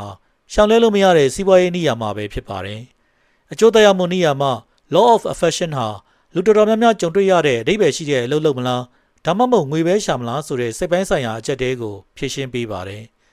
လူအများစုကကဘာကြီးအတွက်အကျိုးရှိတာလို့ရင်ငွေသိမ့်မရနိုင်ဘူး။ငွေအများကြီးရှာချင်ရင်တော့ဘသူ့အတွက်မှအကျိုးမရှိတဲ့အနှစ်မဲ့အလုပ်တွေလုပ်ရမယ်လို့မှားယွင်းစွာယုံကြည်နေကြတာပါ။စာရေးဆရာဒီမာကိုရဲ့ယူဆအရဒါဟာမှားယွင်းတဲ့ရွေးချယ်မှုသာဖြစ်ပါတယ်။တကယ်တော့အစမတန်ချမ်းသာကြွယ်ဝလာတဲ့စီးပွားရေးလုပ်ငန်းတွေဟာလူအများစုအတွက်အစစ်မှန်ဆုံးပြဿနာတွေကိုအထက်ရောက်ဆုံးဖြေရှင်းပေးခဲ့တဲ့လုပ်ငန်းတွေပဲဖြစ်ပါတယ်။ Amazon, Google နဲ့ WhatsApp တို့ကိုကြည့်ရင်လူသားတွေရဲ့ကြီးမားတဲ့လိုအပ်ချက်တွေကိုအမှန်တကယ်ဖြည့်ဆည်းပေးခဲ့တာကိုတွေ့ရပါလိမ့်မယ်။စီးပွားရေးလုပ်ငန်းတွေကြာရှုံးရတာဟာဈေးကွက်မှာတကယ်မရှိတဲ့ပြဿနာကိုသွားဖြေရှင်းမိတာဒါမှမဟုတ်လူနည်းစုလေးအတွက်ပဲအဆင်ပြေတာဒါမှမဟုတ်ပြဿနာကိုအပေါ်ယံပဲဖြေရှင်းပေးနိုင်တာတွေကြောင့်ဖြစ်ပါတယ်။ဒါကြောင့်လုပ်ငန်းတစ်ခုကြာရှုံးတာဟာလက်ဆောင်ချက်ပိုင်းညံဖြင်းလို့တယ်မဟုတ်ပဲအစကတည်းကလူတွေပေါ်ဘယ်လောက်ထိအကျိုးသက်ရောက်မှုရှိအောင်လုပ်မလဲဆိုတဲ့ဗျူဟာမြောက်စဉ်းစားမှုအားနည်းခဲ့လို့သာဖြစ်ပါတယ်။အခုလက်ရှိစင်ကြင်သုံးသပ်ဖို့ဒီမေးခွန်းလေးတွေကိုမေးကြည့်ပေးပါ။အခုလက်ရှိလုပ်နေတဲ့အလုပ်ကဘသူတွေကိုအကျိုးပြုနေတာလဲ။လူဘယ်နှယောက်လောက်စီရောက်နေပြီးသူတို့ဘဝအတွက်ဘယ်လောက်ထိထိရောက်ရောက်ပြောင်းလဲပေးနိုင်နေပြီလဲ။တကယ်လို့ကိုယ်မှာရှိတဲ့အကောင်းဆုံးကြွက်ကျင်မှုကိုအခုထက်လူဦးရေ2ဆပိုများလာအောင်လုပ်မယ်ဆိုရင်ဘာတွေပြင်ဆင်ဖို့လိုမလဲ။အခုလက်ရှိကိုယ်စီမှာရှိနေတဲ့လူတွေကိုပဲအရင်ထက်စာရင်ပိုပြီးအကျိုးရှိသွားအောင်ပိုပြီးကျင့်တတ်သွားအောင်လုပ်မယ်ဆိုရင်လက်တွေ့မှာဘာတွေလုပ်လို့ရမလဲ။ချမ်းသာကြွယ်ဝမှုဆိုတာအရေးလိုပါပဲ။လူတစ်ယောက်ရဲ့နောက်ကိုအရေးကအလိုလိုလိုက်တယ်လို့မျိုးအကျိုးသက်ရောက်မှု impact နောက်ကိုငွေကြေးကလိုက်လာတာပါ။ဒါကြောင့်လိုက်မမီတဲ့အရေးနောက်ကိုပြင်းမဖမ်းပါနဲ့တော့။အရေးကကိုယ့်နောက်ကိုအလိုလိုလိုက်လာခြင်းစရာကောင်းအောင်တစ်ဖက်သားအတွက်တန်ဖိုးရှိမဲ့အရာတစ်ခုခုကိုပဲအာရုံစိုက်ပြီးတည်ဆောက်လိုက်ပါ။ဒီပိုင်းကစိတ်ပညာအရရန်ရေးကြည့်ပေမဲ့လူပြောနေတဲ့အပိုင်းမှာကျွန်တော်တို့ပတ်ဝန်းကျင်မှာခက်စားနေတဲ့နေချင်းညချင်းအောင်မြင်သွားတာပဲဆိုတဲ့ဒဏ္ဍာရီကိုစာရေးဆရာဒီမာကိုကအမှန်တိုင်းဖွင့်ချထားတာဖြစ်ပါတယ်။သူကအောင်မြင်မှုမှာဖြစ်ရ event နဲ့ လုပ်ငန်းစဉ် process ဆိုပြီးနှစ်မျိုးရှိတယ်လို့ထောက်ပြထားပါတယ်။ဖြစ်ရဲ့ event ဆိုတာကလူတွေမြင်ရတဲ့အခိုက်အတန့်မှာကုမ္ပဏီကိုရောင်းလိုက်ရတဲ့နေ့ app တစ်ခုလူသုံးများသွားတဲ့မနက်စာအုပ်ကအရောင်းရဆုံးစာရင်းဝင်သွားတဲ့ရက်မျိုးပေါ့။ဒါဟာစိတ်လှုပ်ရှားဖို့ကောင်းပြီးလူသိရှင်ကြားလည်းဖြစ်ပါတယ်။လုပ်ငန်းစဉ် process ဆိုတာကတော့အဲ့ဒီဖြစ်ရဲ့နောက်ွယ်ကမမြင်ရတဲ့အလုပ်တွေပါ။ရှုပ်ထွေးတယ်ပြင်းစရာကောင်းတယ်။ကြာရှုံးလိုက်ပြန်လိုက်နဲ့နှစ်နဲ့ချီပြီးစူးစမ်းခဲ့ရတဲ့ဇွဲနှပဲတွေကိုဆိုလိုတာပါ။လောကကြီးကဖြစ်ရက်တွေကိုပဲချီးကျူးဂုဏ်ပြုတတ်ကြပါတယ်။မဂ္ဂဇင်းတွေမှာဖော်ပြတာ Instagram မှာတင်တာတွေကအောင်မြင်သွားတဲ့အခိုက်အတန့်တွေကိုပဲပြတာပါ။အဲ့ဒီနောက်ွယ်ကရပ်ပေါင်းထောင်နဲ့ချီတဲ့မမြင်ရတဲ့အလုပ်တွေကိုဘယ်သူမှစိတ်ဝင်စားကြပါဘူး။ဒီလိုအချိုးမညီမှုတွေကြောင့်လူတွေကဖြစ်ရက်ကိုပဲအောင်မြင်မှုရဲ့ထူဝက်ချက်လို့ထင်သွားကြပါတယ်။ဒါကြောင့်ပဲအချို့တွေကအရာအလုံးကိုပြောင်းလဲပေးမဲ့စိတ်ကူးကောင်းတစ်ခုဒါမှမဟုတ်ကံကောင်းမဲ့အခိုက်အတန့်ကိုပဲထိုင်ဆောင်နေကြတာပါ။ဒါစိုက်ပျိုးခြင်းမရှိပဲရိတ်သိမ်းဖို့မျှော်လင့်နေတာနဲ့အတူတူပါပဲ။စာရေးဆရာဒီမာကိုကအပြတ်ပြောထားတာတစ်ခုရှိပါတယ်။နေချင်းညချင်းအောင်မြင်မှုဆိုတာတကယ်တော့ရုတ်တရက်လူသိသွားတဲ့စနစ်တာအောင်မြင်မှုသာဖြစ်တယ်လို့ဆိုပါတယ်။လုပ်ငန်းစဉ်ကမမြင်ရပေမဲ့ဖြစ်ရက်ကတော့ထင်ရှားသွားတာပါ။ဒီနှစ်ခုကိုရောထွေးလိုက်ရင်မှန်ကန်တဲ့အချိန်မှန်ကန်တဲ့လူနဲ့ဆုံရင်ငါ့ဘဝချက်ချင်းပြောင်းသွားမှာပဲဆိုတဲ့မော်ဆန်တဲ့အတွေးခေါ်တွေစီရောက်သွားတတ်ပါတယ်။တကယ်တော့ဘလို့အချိန်ဒီမှာမဆိုအခြေခံအုတ်မြစ်ကလုပ်ငန်းစဉ် process ပါပဲ။အဲ့ဒီလုပ်ငန်းစဉ်ဟာလူတွေကကံကောင်းလိုက်တာလို့မပြောခင်အထိတော့တာမန်အတိုင်းပြင်းစရာကောင်းတဲ့အလုပ်တစ်ခုလိုပဲမြင်တွေ့နေရမှာဖြစ်ပါတယ်။စာရေးဆရာဒီမာကိုကသူ့ရဲ့ limos.com ကိုတိစောက်ခဲ့တဲ့ခီးစဉ်အကြောင်းကိုပုတ်ပွင့်လင်းလင်းပြောပြထားပါတယ်။လူတွေမြင်ရတာကတော့သူဒီလုပ်ငန်းကိုဒေါ်လာတန်းချီနဲ့ရောင်းလိုက်ရတဲ့အောင်မြင်မှုဖြစ်ရဲ့ event ကိုပဲမြင်ကြတာပါ။ဒါပေမဲ့အဲ့ဒီနောက်ွယ်မှာတော့နှစ်ပေါင်းများစွာဘာအောင်မြင်မှုမှမရပဲကြာရှုံးခဲ့တာတွေစိတ်ပြက်လွန်းလို့လက်လျှော့ဖို့အထိစဉ်းစားခဲ့ရတာတွေရှိခဲ့ပါတယ်။သူဟာအသုံးပြုသူရဲ့ဝေဖန်သံတွေကိုနားထောင်ပြီးထုတ်ကုန်ကိုတဆင့်ချင်းပြန်ပြင်ခဲ့ရတယ်လို့ user experience ကောင်းလာအောင်လဲတဖြည်းဖြည်းချင်းမြင့်တင်ခဲ့ရပါတယ်။ဒါကြောင့်ပြင်ပကကြည့်ရင်ရုတ်တရက်အောင်မြင်သွားတယ်လို့ထင်ရပေမဲ့တကယ်အတွင်းပိုင်းမှာတော့ဒါဟာတန်တရားတွေကြားထဲကနှစ်ပေါင်းများစွာအစဉ်တစိုက်လှုပ်ဆောင်ခဲ့တဲ့တာမန်အလုပ်တွေစူးစီးသွားတဲ့လုပ်ငန်းစဉ် process တစ်ခုပဲဖြစ်ပါတယ်။ Abraham Lincoln ဆိုတာအောင်မြင်မှုဖြစ်ရက်ကိုပဲကံကြမ္မာလို့အထင်မှားခံရဆုံးလူတစ်ယောက်ပါကျွန်တော်တို့မှတ်မိနေတာကတော့သူဟာအမေရိကန်ရဲ့အကြီးမြတ်ဆုံးသမ္မတဖြစ်လာပြီးကျွန်စနစ်ကိုဖျက်သိမ်းနိုင်ခဲ့တဲ့သမိုင်းဝင်ခိုက်တန့်တွေကိုပဲဖြစ်ပါတယ်ဒါပေမဲ့အဲ့ဒီနောက်ွယ်မှာတော့နှစ်ပေါင်း30လောက်ကြာခဲ့တဲ့ကြမ်းတမ်းလွန်းတဲ့လုပ်ငန်းစဉ် process ကြီးရှိနေခဲ့ပါတယ်သူဟာစီးပွားရေးမှာကြာရှုံးခဲ့သလိုစိတ်ပိုင်းဆိုင်ရာပြင်းပြင်းထန်ထန်ဝေဒနာခံစားရလို့စိတ်ုံတက်ခဲ့ရပူပါတယ်လွတ်တော်အမတ်ရွေးကောက်ပွဲတွေမှာလည်းအကြိမ်ကြိမ်ရှုံးနေခဲ့ပြီးယာရုတိုးဖို့ကြိုးစားတိုင်းလည်းအမြဲလိုသူများကြော်ဖြတ်တာခံခဲ့ရပါတယ်လူတွေကတော့သူ့ရဲ့တမနာဖြစ်လာမှုကိုထူးခြားတဲ့ကံကြမ္မာလို့ထင်ကြပေမဲ့တကယ်တော့ဒါဟာနှစ်ပေါင်းများစွာကြာရှုံးမှုတွေကြားကနေတိဆောက်ခဲ့ရတဲ့စိတ်သက်ခိုင်မာမှုနဲ့ပညာဉာဏ်တွေရဲ့ရလဒ်ပဲဖြစ်ပါတယ်အတိုးချုပ်ပြောရရင်လုပ်ငန်းစဉ် process ကလူတစ်ယောက်ရဲ့အရေးချင်းကိုအရင်ဖန်တီးပေးခဲ့တာပါအဲ့ဒီလိုအရေးချင်းရှိလာမှသာအောင်မြင်မှုဆိုတဲ့ဖြစ်ရဲ့ event ကလိုက်ပါလာတာဖြစ်ပါတယ်ဖြစ်ရဲ့ဆိုတာလုပ်ငန်းစဉ်ရဲ့အသီးပွင့်သားဖြစ်ပြီးဘယ်တော့မှလုပ်ငန်းစဉ်ကိုကြော်ဖြတ်ပြီးရလာနိုင်တာမဟုတ်ပါဘူးစာရေးဆရာ James Clear ရဲ့ Atomic Habits စာအုပ်ဟာဒီနေ့ခေတ်မှာအုပ်ရည်15တန်းကျော်ရောင်းချထားရတဲ့ကမ္ဘာကျော်စာအုပ်တစ်အုပ်ပါလူအများစုကတော့ဒါကိုရုတ်တရက်ပေါက်သွားတဲ့နေချင်းညချင်းအောင်မြင်မှုလို့ပဲမြင်ကြပါတယ်ဒါပေမဲ့အဲ့ဒီအောင်မြင်မှုဖြစ်ရဲ့ event နောက်ွယ်မှာတော့6နှစ်တိုင်တိုင် blog တစ်ခုကိုမနာတမ်းရေးသားခဲ့ရတဲ့လုပ်ငန်းစဉ် process ကြီးရှိနေခဲ့ပါတယ်သူဟာတစ်ပတ်ပြီးတစ်ပတ်တစ်နှစ်ပြီးတစ်နှစ်စောင်းမပေါင်းရာနဲ့ချီကိုအစဉ်တစိုက်ရေးသားခဲ့ပြီးမှသာဒီစာအုပ်ကိုထုတ်ဝေနိုင်ခဲ့တာပါဒီနေ့မှာစာအုပ်ကိုညွှန်ကြားနေကြတဲ့သူတွေဟာအရင်ကသူဖြတ်တန်းခဲ့ရတဲ့6နှစ်တာကာလကိုသတိမပြုမိကြပါဘူးသူတို့ကတော့အောင်မြင်သွားတဲ့ဖြစ်ရပ်ကိုပဲမြင်ကြတာပါတကယ်တော့အဲ့ဒီဖြစ်ရပ်ကိုမလွဲမသွေဖြစ်ပေါ်လာစေတာကတော့ဘယ်သူမှမမြင်ရတဲ့6နှစ်တာလုပ်ငန်းစဉ်ကြောင့်ပဲဖြစ်ပါတယ်သင်ခန်းစာအဖြစ်မှတ်ယူရမှာကတော့အောင်မြင်မှုဆိုတာကံကောင်းလို့ဖြစ်လာတာမဟုတ်ပဲမမြင်ရတဲ့လုပ်ငန်းစဉ်တွေကိုတစိုက်မတ်မတ်လှုပ်ဆောင်ခဲ့လို့ရလာတဲ့ရလဒ်သာဖြစ်ပါတယ်စစ်ပညာရှင် Anders Ericsson ဟာနေပယ်ပေါင်းစုံကထူးချွန်ထက်မြက်သူတွေကိုဆယ်စုနှစ်ပေါင်းများစွာလေ့လာခဲ့ပြီးနောက်မှာရည်ရွယ်ချက်ရှိလေ့ကျင့်ခြင်း deliberate practice ဆိုတဲ့အယူအဆကိုဖော်ထုတ်ခဲ့ပါတယ်။သူပြောချင်တာကထူးချွန်မှုဆိုတာမွေးရပါပါရမီထက်နှစ်ပေါင်းများစွာကြာအောင်ကိုယ့်ရဲ့အားနည်းချက်ကိုပြန်ပြင်ပြီးပိုခက်ခဲတဲ့အဆင့်တွေကိုအစဉ်တစိုက်လေ့ကျင့်ရာကနေရလာတာလို့ဆိုပါတယ်။ဒီနေရာမှာအဓိကကျတာကရည်ရွယ်ချက်ရှိဆိုတဲ့စကားလုံးပါပဲ။အလုပ်တစ်ခုကိုအချိန်ပေးပြီးထပ်ကတလဲလဲလုပ်နေုံနဲ့မလုံလောက်ပါဘူး။ကိုပါညံ့နေလဲဆိုတဲ့တုံ့ပြန်ချက် feedback ကိုယူပြီးလက်ရှိတက်ပိုကောင်းအောင်တွန်းအားပေးလှုပ်ဆောင်တာမျိုးဖြစ်ရပါမယ်။ဒါ first lane စီးပွားရေးရဲ့လုပ်ငန်းစဉ်နဲ့အတူတူပါပဲ။အချိန်ပေးရုံနဲ့မဟုတ်ပဲရ ရည်ရွယ်ချက်ရှိနဲ့အမှားတွေကိုပြန်ပြင်ပြီးရင်းနှီးမြှုပ်နှံတာမျိုးဖြစ်ရပါမယ်။စီးပွားရေးမှာအများစုကြာရှုံးရတာကတော့ရည်ရွယ်ချက်ရှိအားထုတ်မှုမပါဘဲအချိန်ကိုပဲရင်းနှီးမြှုပ်နှံလို့ဖြစ်ပါတယ်။သူတို့ကအလုံးမဖြစ်တဲ့နီလန်းဟောင်းတွေကိုပဲထက်ကတလဲလဲလုပ်နေတတ်ကြပါတယ်။တကယ်တော့ကြာရှုံးမှုကနေရလာတဲ့သင်ခန်းစာကိုပြန်ပြင်ပြီးအကောင်းဆုံးဖြစ်အောင်လုပ်နိုင်မယ့်စနစ်ကိုတိစောက်တာကမှ first lane အောင်မြင်မှုအတွက်တကယ်လိုအပ်ချက်ပဲဖြစ်ပါတယ်။နှစ်သက်ကူးတဲ့အခါလူတိုင်းနီးပါး New Year's Resolution ဆိုပြီးကိုဂရီတွေပေးတတ်ကြပါတယ်။ဒါပေမဲ့သူတေသနတွေအရအဲ့ဒီဂရီတွေဟာပထမ6ပတ်ကနေ10ပတ်အတွင်းမှာပဲလက်လျှော့စွန့်လွတ်ခြင်းခံရလေရှိပါတယ်။ဒါစူးစမ်းခြင်းစိတ်မရှိလို့ထက်ကိုမျောလင့်ထားတဲ့အချိန်အတွင်းမှာမျက်မြင်ကိုယ်တွေ့ရလက်ထွက်မလာလို့စိတ်သက်ကျသွားတာပါ။တကယ်တော့စီးပွားရေးဖြစ်ဖြစ်ဝိတ်ချတာဖြစ်ဖြစ်ပညာရေးတစ်ခုသင်ယူတာပဲဖြစ်ဖြစ်တန်ဖိုးရှိတဲ့အလုပ်မှန်သမျှဟာပထမရက်90အတွင်းမှာသိတာတဲ့ရလက်ထွက်ပေါ်လာလိမ့်မရှိပါဘူး။ရလက်ထွက်ဖို့ကြာမြင့်တဲ့အချိန် feedback loop ကရှည်လျားလွန်းတော့ကျွန်တော်တို့ရဲ့စိတ်ကအစောပိုင်းလုပ်ငန်းစဉ် process အဆင့်မှာတင်အာရုံသွားတတ်ပါတယ်။ဒါကြောင့်မိတ်ဆွေအနေနဲ့ဘလို့ကြီးမားတဲ့ရည်မှန်းချက်ကိုမဆိုစလုပ်ပြီးဆိုရင်ပထမ6လလောက်အထိကတော့သူများတွေကိုထုတ်ပြစရာကြွားစရာဘာရလက်မှထွက်လာမှာမဟုတ်ဘူးဆိုတဲ့စိတ်ပိုင်းဆိုင်ရာမျှော်မှန်းချက်ကိုအစကတည်းကတိဆောက်ထားဖို့လိုပါတယ်။ဒါကိုနားလည်ထားမှသာရလက်မမြင်ရသေးတဲ့ပြင်းစရာကောင်းတဲ့ကာလတွေကိုကြော်ဖြတ်ပြီးအောင်မြင်မှုစီရောက်နိုင်မှာဖြစ်ပါတယ်။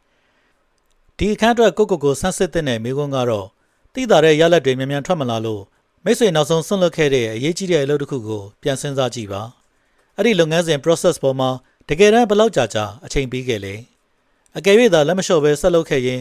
18လမြောက်မှာဘာတွေဖြစ်လာနိုင်မလဲ။ဘယ်တော့မှရောက်လာမှာမဟုတ်တဲ့တေချာရည်ရမှုဒါမှမဟုတ်စိတ်ကူးစိတ်တမ်း inspiration တွေကိုစောင့်နေတာကြောင့်အခုထိစတင်ဖို့ဝေခွဲမရဖြစ်နေတဲ့အရေးကြီးဆုံးအရာကဘာဖြစ်မလဲ။အခုမိတ်ဆွေလုပ်နေတဲ့အရေးကြီးဆုံး first lane project ကိုဖြစ်ရ event အနေနဲ့မကြည့်ဘဲလုပ်ငန်းစဉ် process အနေနဲ့ပြန်သတ်မှတ်ကြည့်ပါ။အောင်မြင်တဲ့ထုတ်ကုန်တစ်ခုမိတ်ဆက်ချင်တယ်လို့တွေးမယ်အစားဘလို့ရလက်ပဲထွက်နောက်ထပ်12လကြာအောင်ဒီအလုပ်အတွက်တစ်နေ့ကို2နာရီပုံမှန်အချိန်ပေးမယ်လို့ကိုဂရီပြုလိုက်ပါ။အောင်မြင်မှုဆိုတာကိုဖြစ်ရတစ်ခုအနေနဲ့မကြည့်တော့ဘဲကိုအမှန်တကယ်ထိန်းချုပ်လို့ရတဲ့အမှုအကျင့်တသမတ်သေးဖြစ်မှုနဲ့အစားထိုးလိုက်တာဟာစိတ်တက်မကြပဲခီးဆက်နိုင်မဲ့အကောင်းဆုံးနည်းလမ်းပဲဖြစ်ပါတယ်။ဒီခိုက်ရဲ့အနှစ်ချုပ်ကမှန်ကန်တဲ့အချိန်မှာစိတ်ကူးကောင်းတစ်ခုရှိုံနဲ့တင်အောင်မြင်မှာမဟုတ်ပါဘူး။အဲ့ဒီစိတ်ကူးကတကယ်ကောင်းမွန်တဲ့အရာဖြစ်လာတဲ့အထိလုပ်ငန်းစဉ်ထဲမှာရည်ရွယ်ချက်ရှိအာရုံစိုက်ပြီးအချိန်အလုံလောက်ပေးနိုင်မှသာအောင်မြင်မှာပါ။စိတ်ကူးဆိုတာစတင်ဖို့အကြောင်းပြချက်တစ်ခုသာဖြစ်ပြီးလုပ်ငန်းစဉ်ကသာတကယ်အလုပ်ဖြစ်ပါတယ်။အဲ့ဒီအလုပ်ဆိုတာကသာအရေးကြီးတဲ့အပြောင်းလဲမှန်သမျှအမှန်တကယ်ဖြစ်ပျက်ရာနေရာဖြစ်ပါတယ်။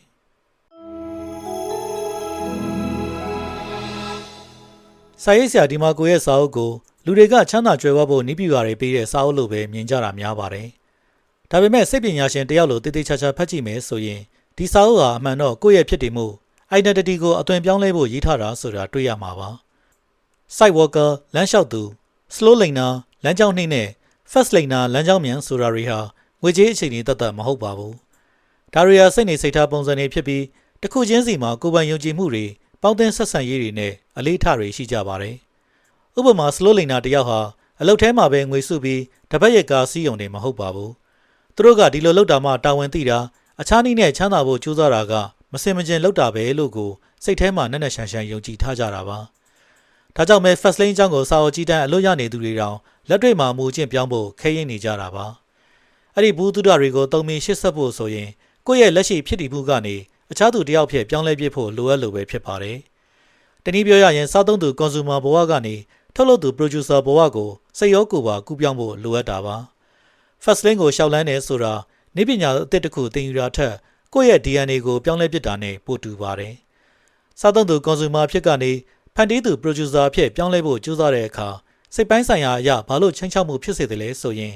ဒါဟာကိုယ့်ရဲ့ comfort zone ကိုဖျက်ဆီးပစ်လိုက်လို့ပါ။လူအများစုကမတိကျမှုကိုကြောက်ကြတယ်။သူများမြင်မှာအရှက်ရမှာကိုကြောက်ကြတယ်။ဒါကြောင့်ပဲငွေကြေးဗျူဟာတွေကိုစာတွေ့အရာသိနေပေမဲ့လက်တွေ့မှာတော့ခြေလမ်းမလှမ်းရဲပဲအရင် identity ဟောင်းထဲမှာပဲပိတ်မိနေတဲ့ကြတာပါ။စာရေးဆရာဒီမှာကိုပြကျင်တဲ့လမ်းကြောင်းကငွေရှာနီးဆိုတာထက်ဘလို့လူမျိုးဖြစ်လာမလဲဆိုတဲ့အချက်ပါ။ကိုရှုမြင်ပုံ self concept ကငါလကစားတယောက်ပါလို့သတ်မှတ်ထားသူရဲ့ဘလောက်ကောင်းတဲ့စီးပွားရေးအခွင့်အလမ်းပဲလာစိတ်ထဲမှာခုခံမှုတွေရှိနေမှာပဲဖြစ်ပါတယ်။ဒီ identity shift ဖြစ်ဖို့ဆိုတာစာအုပ်ဖတ်ရုံနဲ့မရနိုင်ပါဘူး။မိတ်ဆွေအခုလုပ်နေတဲ့သိငယ်တဲ့လက်တွေ့လှုပ်ဆောင်မှုတွေကြာရှုံးမှုတွေကနေရလာတဲ့အတွေ့အကြုံတွေကသာငါဖန်တီးသူတယောက်ဖြစ်နေပြီဆိုတဲ့သက်သေထောက်ထားတွေကိုကိုယ်စိတ်ထဲမှာတစားခိုင်မာလာစေမှာပါ။ပ viewer ဆိုတာလမ်းပြမြေပုံဆိုရင် identity shift ဖြစ်သွားတာကတော့အဲ့ဒီလမ်းကိုရှောက်လန်းနိုင်မယ့်အင်ဂျင်အသစ်တက်ဆင်လိုက်တာနဲ့အတူတူပါပဲဒါတကယ့်ကိုအစစ်မှန်အလုပ်ဖြစ်တယ်လို့အောင်မြင်မှုအတွက်ရည်ကြီးဆုံးအပြောင်းလဲလေးဖြစ်ပါတယ်လူတော်တော်များများကကြာရှုံးတာကိုငါမတော်လို့ဆိုတဲ့စီရင်ချက် verdict တစ်ခုလိုခံယူလိုက်ကြတာကြောင့်ရှေ့ဆက်ဖို့အင်အားကုန်သွားကြတာပါတကယ်တော့ကြာရှုံးမှုဆိုတာအချက်လက် data သက်သက်ပါပဲဒီမှာကိုရဲ့ခီးစဉ်မှာလဲကြာရှုံးမှုတွေအများကြီးရှိခဲ့ပေမဲ့သူကအဲ့ဒီကြာရှုံးမှုတွေကိုဘာကြောင့်လဲဆိုတဲ့အဖြေရှာဖို့လောင်စာအဖြစ်အသုံးချနိုင်ခဲ့လို့သာအောင်မြင်ခဲ့တာဖြစ်ပါတယ်ကြာရှုံးမှုကိုလောင်စာအဖြစ်ပြောင်းလဲနိုင်ဖို့မိတ်ဆွေအတွက်လက်တွေ့ကျတဲ့နည်းလမ်း၃ခုရှိပါတယ်နံပါတ်1ငါနဲ့အလုပ်ကိုခွဲကြပါငါစီးပွားရေးလုပ်ဖို့မတတ်နိုင်ဘူးလို့ကိုအပြစ်တင်မဲ့အစားဒီထုတ်ကုန်ကဈေးကွက်နဲ့မကိုက်သေးဘူးဒါမှမဟုတ်ဒီဖြန့်ဖြူးရေးစနစ်ကအလုပ်မဖြစ်ဘူးဆိုတဲ့တိကျတဲ့အကြောင်းရင်းတွေကိုပဲခွဲခြမ်းစိတ်ဖြာပါနံပါတ်2ငွေကြေးအရာအကာအကွယ် buffer ထားပါကြာရှုံးမှုကနေပြန်ထဖို့ဆိုတာစိတ်သက်တင်မကပဲလက်တွေ့ကျတဲ့ငွေကြေးအင်အားလေးလိုပါတယ်အကြက်တဲ့အကြီးအကျယ်မဖြစ်သွားစေမဲ့အကာအကွယ်လေးရှိထားတာကကြာရှုံးမှုကိုကြောက်ရွံ့တဲ့စိတ်ကိုလျှော့ချပေးနိုင်ပါတယ်နံပါတ်3ပတ်ဝန်းကျင်ကိုရွေးချယ်ပါကြာရှုံးတာကိုအဆက်တကွဲလို့မြင်တဲ့သူတွေကြားမှာထက်ကြာရှုံးပြီးပြန်ထတာကိုတာမန်ကိစ္စလို့မြင်တဲ့သူတွေကြားမှာနေထိုင်တာကမိတ်ဆွေကိုပိုပြီးကြံ့ကြံ့ခံနိုင်စွမ်းရှိစေပါတယ်ဒီရည်ချင်းတွေကမွေးရပါပါရမီမဟုတ်ပဲလေ့ကျင့်ယူလို့ရတဲ့အရာတွေပါ Fast Lane လမ်းကြောင်းပေါ်မှာဒါဟာအောင်မြင်မှုအတွက်မမြင်ရပေမဲ့အခိုင်အမာဆုံးဖြစ်ရမယ့်အခြေခံအုတ်မြစ် infrastructure ပဲဖြစ်ပါတယ်စာအုပ်ကိုအပေါ်ယံပဲဖတ်မိရင်ဝန်ထမ်းလုပ်တာဟာအချိန်ဖြုံးတာပဲလို့အစွန်းရောက်နားလည်သွားတတ်ကြပါတယ်တကယ်တော့အဲ့ဒီလိုအမြင်မျိုးကကိုယ့်အတွက်အဖို့တန်တဲ့လှေကားတွေကိုဖယ်ထုတ်လိုက်သလိုဖြစ်သွားနိုင်ပါတယ်စီးပွားရေးလောကတွေကိုဘာမှမသိပဲဒုံဆိုင်တိုးဝင်တာထက် viewer မြောက်ဝန်ထမ်းဘဝ strategic employment ကိုအသုံးချတတ်ဖို့လိုပါတယ်ဒါကိုကိုယ့်အတွက်တစ်ဖက်ကငွေစိုက်ထုတ်ပေးထားတဲ့ပညာသင်ကာလ funded apprenticeship လို့မြင်ကြည့်ပါဒီလိုဝန်ထမ်းဘဝကနေမိတ်ဆွေအတွက် first lane ရောက်ဖို့ဘာတွေပြင်ဆင်လို့ရတယ်လဲဆိုရင်တကယ်လက်တွေ့ကြံ့ကြွယ်မှုများစာအုပ်ထဲမှာမပါတဲ့လုပ်ငန်းခွင်ရဲ့အကျိတ်နယ်ပြဿနာဖြေရှင်းနည်းတွေကိုအခြားသူရဲ့ငွေကြေးအခြားသူရဲ့စနစ်ထဲမှာလေ့လာခွင့်ရပါတယ်ကွန်ရက် networking နောက်တစ်ချိန်ကိုယ့်လုပ်ငန်းအတွက်အားကိုးရမယ့်မိတ်ဖက်တွေဖောက်သည်တွေနဲ့ပေးသွင်းသူတွေကိုဒီကာလမှာပဲကြိုတင်ချိတ်ဆက်ထားလို့ရပါတယ်လစာနဲ့ပညာသင်ခြင်းကိုယ့်အိတ်ကထဲကစိုက်ထုတ်စရာမလိုပဲလစဉ်ဝင်ငွေရရင်းနဲ့လုပ်ငန်းလည်ပတ်ပုံတွေကိုအနီးကပ်လေ့လာခွင့်ရတာကအခွင့်အထူးတစ်ခုပါပဲဒါကြောင့် slow lane ကိုဝေဖန်နေဆိုတာကတိုးတက်မှုမရှိတဲ့တန်တရားထဲမှာတစ်သက်လုံးနစ်မနေဖို့ကိုဆိုလိုတာပါတည်ယူမှုအတွက်အထောက်အကူပြုနေတဲ့အလုပ်တစ်ခုကို allergy ဖြစ်ပြီးချက်ချင်းစွန့်ခွာပစ်ဖို့မဟုတ်ပါဘူးအလုပ်လုပ်နေရင်းနဲ့မှငါကစားသုံးသူ consumer မဟုတ်ဘူးငါကဒီစနစ်ကိုလေ့လာပြီးတနေ့မှာကိုယ်တိုင်ဖန်တီးမှုသူ producer ဆိုတဲ့စိတ်နဲ့လုပ်နေသူ၍မိတ်ဆွေဟာ first lane လမ်းကြောင်းပေါ်မှာရှိနေသေးပဲဖြစ်ပါတယ်စာရေးဆရာဒီမာကိုရဲ့အောင်မြင်မှုဟာသူပေးတဲ့မူပေါင်းတွေကြောင့်လို့ဆိုပေမဲ့လက်တွေ့မှာ first lane ရှောက်သူတိုင်းတထေးမဖြစ်ကြပါဘူးစီးပွားရေးအများစုကကြာရှုံးတာမို့ first lane ဆိုတာစိတ်ချရတဲ့လမ်းကြောင်းမဟုတ်ပဲစွန့်စားရမှုအလွန်မြင့်မားတဲ့ high variance လမ်းကြောင်းဖြစ်ပါတယ်အောင်မြင်ရင်မြင့်ကြီးရောက်နိုင်တယ်လို့ကြာရှုံးရင်လည်း slow lane ထက်ပိုနာနိုင်တယ်ဆိုတာသတိပြုရပါမယ်ငွေကြေးကာကွယ်ရှိတာပညာရေးချင်းနဲ့ဆက်သွယ်ကောင်းတာတွေက first lane လမ်းမှာအသာစီးရစေပါတယ်ဒါတွေမရှိဘဲအခြေခံစာဝတ်နေရေးတော့မပြေလည်သေးပဲနဲ့ slow lane လစာရတဲ့အလုပ်ကိုချက်ချင်းစွန့်ခွာဖို့အကြံပြုတာဟာအနေနဲ့အလွန်ကြီးပါတယ်တုံညကနေစတင်ရသူတွေအတွက်အကောင်းဆုံးနည်းလမ်းကတော့ slow lane ဝင်ငွေကိုထိန်းထားရင်း first lane ကိုတိစောက်တာပါပဲဒါဇလန်းဆန်ဆန်စိတ်လှုပ်ရှားဖို့မကောင်းပေမဲ့အခြေခံကစရသူတွေအတွက်တာဝန်အသိဆုံးနဲ့အကျိုးရှိဆုံးလမ်းကြောင်းဖြစ်ပါတယ် first lane မူပေါင်းဟာကိုယ်တိုင်လဲကျွမ်းကျင်မှုရှိပြီးဈေးကွက်ထဲကပြဿနာတွေကိုအနက်ရှိုင်းဆုံးသိရှိထားသူတွေအတွက်အစွမ်းထက်ဆုံးအလုပ်လုပ်ပါတယ်အောင်မြင်တဲ့လုပ်ငန်းရှင်အများစုဟာသူတို့ကိုယ်တိုင်ကြုံတွေ့ခဲ့ရတဲ့အခက်အခဲတွေကိုလူအများများအတွက်ပါအတိုင်းအတာတစ်ခုအထိဖြေရှင်းပေးရင်းနဲ့ဒီလမ်းကြောင်းကိုတိစောက်ခဲ့ကြတာပါစာရေးဆရာဒီမာကိုကိုယ်တိုင်လဲလီမိုဇင်းလုပ်ငန်းထဲမှာကိုယ်တိုင်လုပ်ကံခဲ့ဘူးလို့ဘယ်နေရာမှာဘာတွေလိုအပ်နေတယ်လဲဆိုတာကိုဈေးကွက်သုတေသနတတ်ထက်ပုံမနက်နက်ရှိုင်းရှိုင်းသိရှိခဲ့တာဖြစ်ပါတယ်ဒီလိုပြဿနာနဲ့နှီးစပ်မှုရှိခြင်းကပြိုင်ဘက်တွေမရရှိနိုင်တဲ့ထူးခြားတဲ့အားသာချက်တစ်ခုဖြစ်လာစေပါတယ်ဒီနေ့ခေတ်မှာတော့ digital အခြေခံထုတ်ကုန်တွေဖြစ်တဲ့ software online ပညာရေးနဲ့ media platform တွေဟာ first lane အတွက်အကောင်းဆုံးကိရိယာတွေဖြစ်နေသေးပါပဲဘာလို့လဲဆိုတော့ဒီထုတ်ကုန်တွေဟာလုံလောက်တဲ့အရေးသွေးတစ်ခုအထိတိစောက်ပြီးသွားပြီဆိုရင်လုပ်အားကိုထပ်မံတိုးချဲ့စရာမလိုပဲအတိုင်းအတာမဲ့ scale ချဲ့ထွင်နိုင်လို့ဖြစ်ပါတယ်အသုံးပြုသူ1000နဲ့1000ကြားမှာကုန်ကျစရိတ်က3နီးပါးလောက်ပဲကွာခြားတာမို့ဒါကုန်ထုတ်လုပ်ငန်းဒါမှမဟုတ်လက်လီရောင်းဝယ်ရေးတွေမှာမရနိုင်တဲ့စီးပွားရေးတိစောက်ပုံမျိုးဖြစ်ပါတယ်ဒါကြောင့်ကိုယ်တိုင်သိရှိထားတဲ့ပြဿနာကို digital နည်းပညာနဲ့ပေါင်းစပ်ပြီးစနစ်တစ်ခုအဖြစ်ပြောင်းလဲလိုက်ခြင်းကအချိန်ကိုလွတ်လပ်ခွင့်အဖြစ်ပြောင်းလဲပေးနိုင်မယ် အထက်ရောက်ဆုံးနီလန်ပဲဖြစ်ပါတယ်။နေ့စဉ်လှုပ်ဆောင်ရမယ့်အလေးကျင့်များထုတ်လုပ်သူ၏အချိန်ပရင်းပေါက် The Producer Window မနက်ခင်းမှာပြင်ပကသတင်းအချက်အလက်တွေကိုလက်ခံရယူခြင်းမပြုမီဆိုလိုတာကအီးမေးလ်စစ်တာဆိုရှယ်မီဒီယာကြည့်တာသတင်းဖတ်တာစတဲ့ကိုယ့်အာရုံကိုဖန်ဆမဲ့အရာတွေမလုပ်ခင်အနည်းဆုံးမိနစ်30အချိန်ပေးပြီးကိုယ်တိုင်ဖန်တီးတည်ဆောက်နေတဲ့အရာတစ်ခုခုအတွက်အာရုံစိုက်လှုပ်ဆောင်ပါဒါစီးပွားရေးစိတ်ကူးတစ်ခုကွန်တက်ဖန်တီးမှုတစ်ခုဒါမှမဟုတ်ကိုယ်တိုင်ရှိနေစရာမလိုပဲဝင်ငွေရှာပေးမဲ့စနစ်တစ်ခုခုအတွက်အလုပ်လုပ်တာဖြစ်နိုင်ပါတယ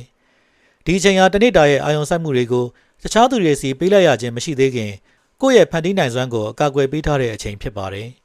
်ဒါကိုတာမန်အစည်းအဝေးတစ်ခုလိုသဘောမထားဘဲအခြားဘယ်အရာထက်မဆိုအရင်ဦးစားပေးရမယ်ညှိနှိုင်းလို့မရတဲ့အခြေခံကျတဲ့အချိန်ဖြစ်သတ်မှတ်ထားဖို့လိုပါတယ်တနေ့တာရဲ့ပထမဆုံးအားရင်တွေကိုကိုယ့်ရဲ့ first lane လမ်းကြောင်းအတွက်အရင်ဆုံးရင်းနှီးမြှုပ်နှံလိုက်ခြင်းကရေရှည်မှာကြီးမားတဲ့အပြောင်းလဲကိုဖြစ်ပေါ်စေမှာပါမကျေနပ်ချက်များကိုစစ်ဆေးခြင်း The Complaint Audit တစ်ပတ်မှာတစ်ကြိမ်ကိုယ်တိုင်ဝန်ဆောင်မှုတစ်ခုခုကိုရယူအသုံးပြုသူအနေနဲ့နေ့စဉ်ဘဝမှာညှဉ်းညူမိတဲ့အရာစိတ်ပြတ်မိတဲ့အရ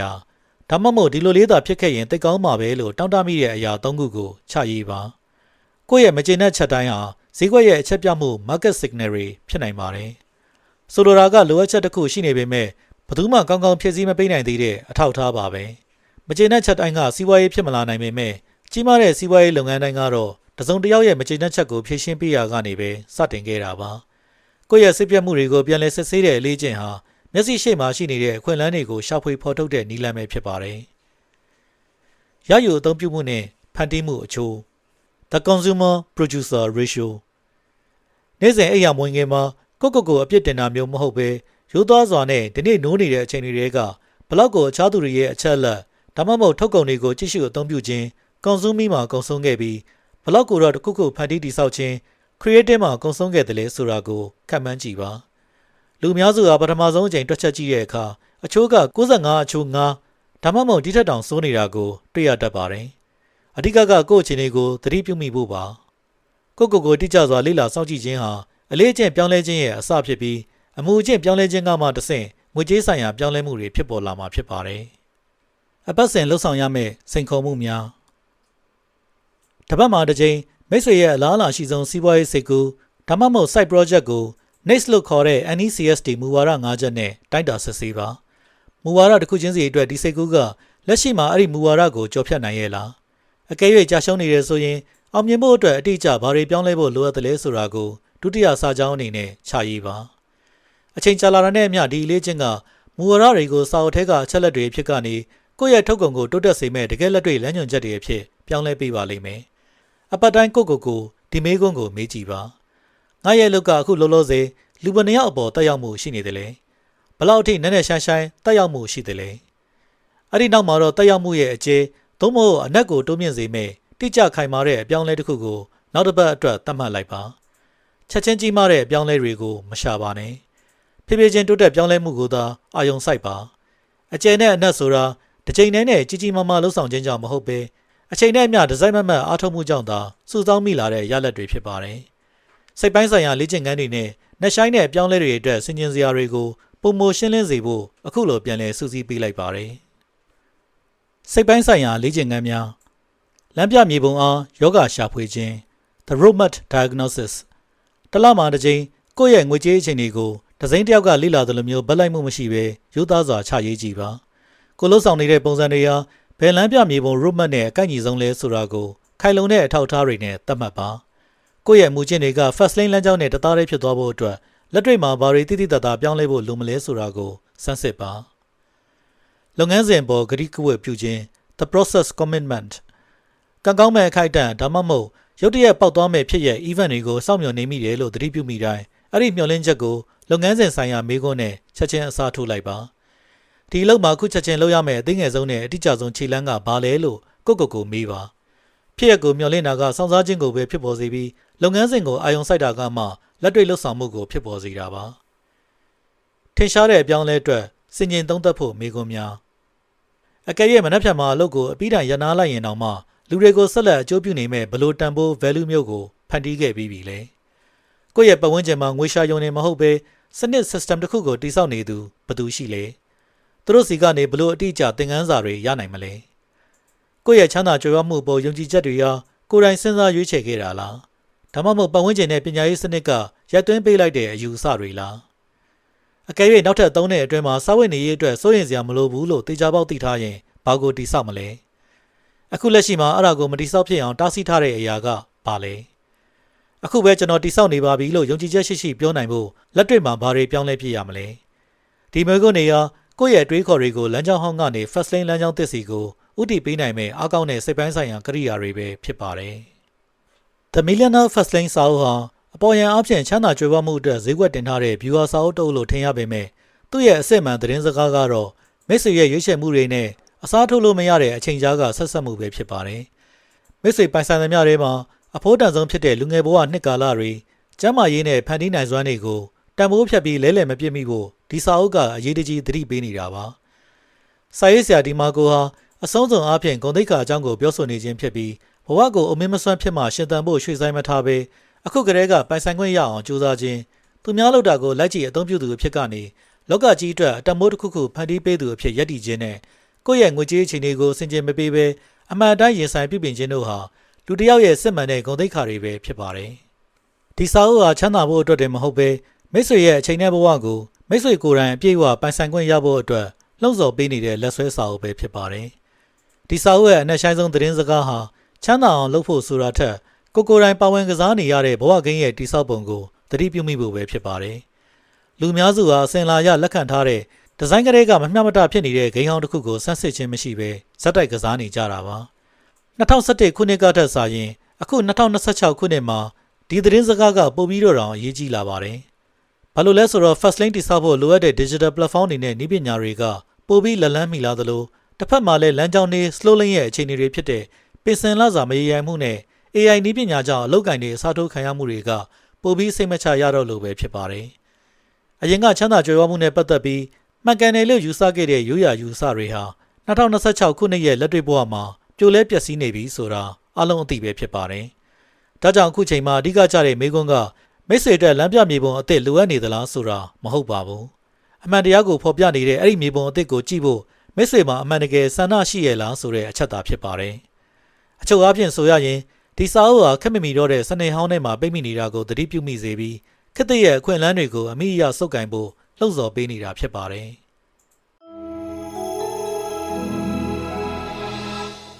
တမိုင်းတစ်လျှောက်မှာအောင်မြင်ခဲ့သူတွေဟာသူတို့ခေတ်ရဲ့ရိုးရာယူဆတွေကိုညှင်းဆန်ပြီးဘဝကိုအခြားသူတွေနဲ့မတူဘဲကွဲပြားစွာတည်ဆောက်ခဲ့ကြသူတွေဖြစ်ပါတယ်။သူတို့စတင်တည်ဆောက်နေချိန်မှာစိတ်ကူးရင်သမားဒါမှမဟုတ်မစင်မကျန်လုပ်သူတွေအဖြစ်ရှုမြင်ခံခဲ့ရပေမဲ့ရလဒ်တွေထွက်ပေါ်လာတဲ့အခါမှာတော့သူတို့ရဲ့ပင်ပန်းဆင်းရဲခဲ့ရတဲ့လုပ်ငန်းစဉ် process တွေကိုလူတွေကမေ့ပြောက်လိုက်ကြပြီးထူးခြားတဲ့လူတွေမို့ထူးခြားတာတွေလုပ်နိုင်တာဆိုတဲ့တက်တောင့်တက်တာရှိတဲ့ဇာတ်လမ်းတွေနဲ့ပဲအစားထိုးလိုက်ကြပါတယ်။တကယ်တော့စာရေးဆရာဒီမာကိုရဲ့အကျိုးပြုမှုဟာချမ်းသာကြွယ်ဝမှုဆိုင်ရာစိတ်ကူးသစ်တစ်ခုမဟုတ်ပါဘူး။လူသားတွေဟာရှစ်ခေတ်ကလေးကစနစ်တွေကိုတည်ဆောက်ပြီးအတိုင်းအတာတစ်ခုထိချဲ့ထွင်ခြင်း scaling နဲ့တန်ဖိုးဖန်တီးခြင်းတွေကိုလှုပ်ဆောင်ခဲ့ကြပြီးသားပါ။စာရေးဆရာဒီမာကိုလှုပ်ဆောင်ပေးလိုက်တာကတော့လူအများစုစကားလုံးနဲ့ဖော်ပြဖို့ခက်ခဲနေတဲ့အရာကိုရှင်းလင်းပြတ်သားတဲ့ဘာသာစကားနဲ့အမည်နာမတက်ပေးလိုက်တာပဲဖြစ်ပါတယ်။အဲ့ဒါကတော့ကိုယ့်ရဲ့အချိန်ကိုရောင်းစားခြင်းနဲ့စနစ်တစ်ခုကိုတိဆောက်ခြင်းကြကကြီးမားတဲ့ကွဲပြားမှုကိုနားလည်စေတာပဲဖြစ်ပါတယ်။ဒီသုံးသက်ချက်ကနေရရှိနိုင်မဲ့အရေးကြီးဆုံးအရာဟာဤစနစ်တစ်ခုမဟုတ်ဘဲမေခွန်းတစ်ခုသာဖြစ်ပါတယ်။အဲ့ဒါကတော့ငါတစုံတစ်ခုကိုတိဆောက်နေတာလား။ဒါမှမဟုတ်အခြားတစ်ယောက်တိဆောက်ထားတဲ့စနစ်တစ်ခုထဲမှာပဲငါရွေရှားနေတာလားဆိုတဲ့မေခွန်းပါပဲ။တမိုင်းမှာမိမိတို့ဘဝကိုအသွင်ပြောင်းလဲနိုင်ခဲ့သူတွေဟာအရာအလုံးပြည့်စုံနေမှစတင်ခဲ့ကြတာမဟုတ်ပါဘူး။သူတို့ဟာမိမိတို့ကိုယ်တိုင်ရွေးချယ်ခဲ့တာမဟုတ်တဲ့တမတ်ချောင် Default တွေကိုဆက်လက်လက်ခံဖို့ညှင်းဆန်တဲ့ဆုံးဖြတ်ချက်တစ်ခုနဲ့သာစတင်ခဲ့ကြတာပါ။အဲ့ဒီဆုံးဖြတ်ချက်ကိုချမှတ်နိုင်ခွင့်ကတော့အခုလက်ရှိအချိန်မှာတွင်မိတ်ဆွေရဲ့လက်ထဲမှာရှိနေပြီဖြစ်ပါတယ်။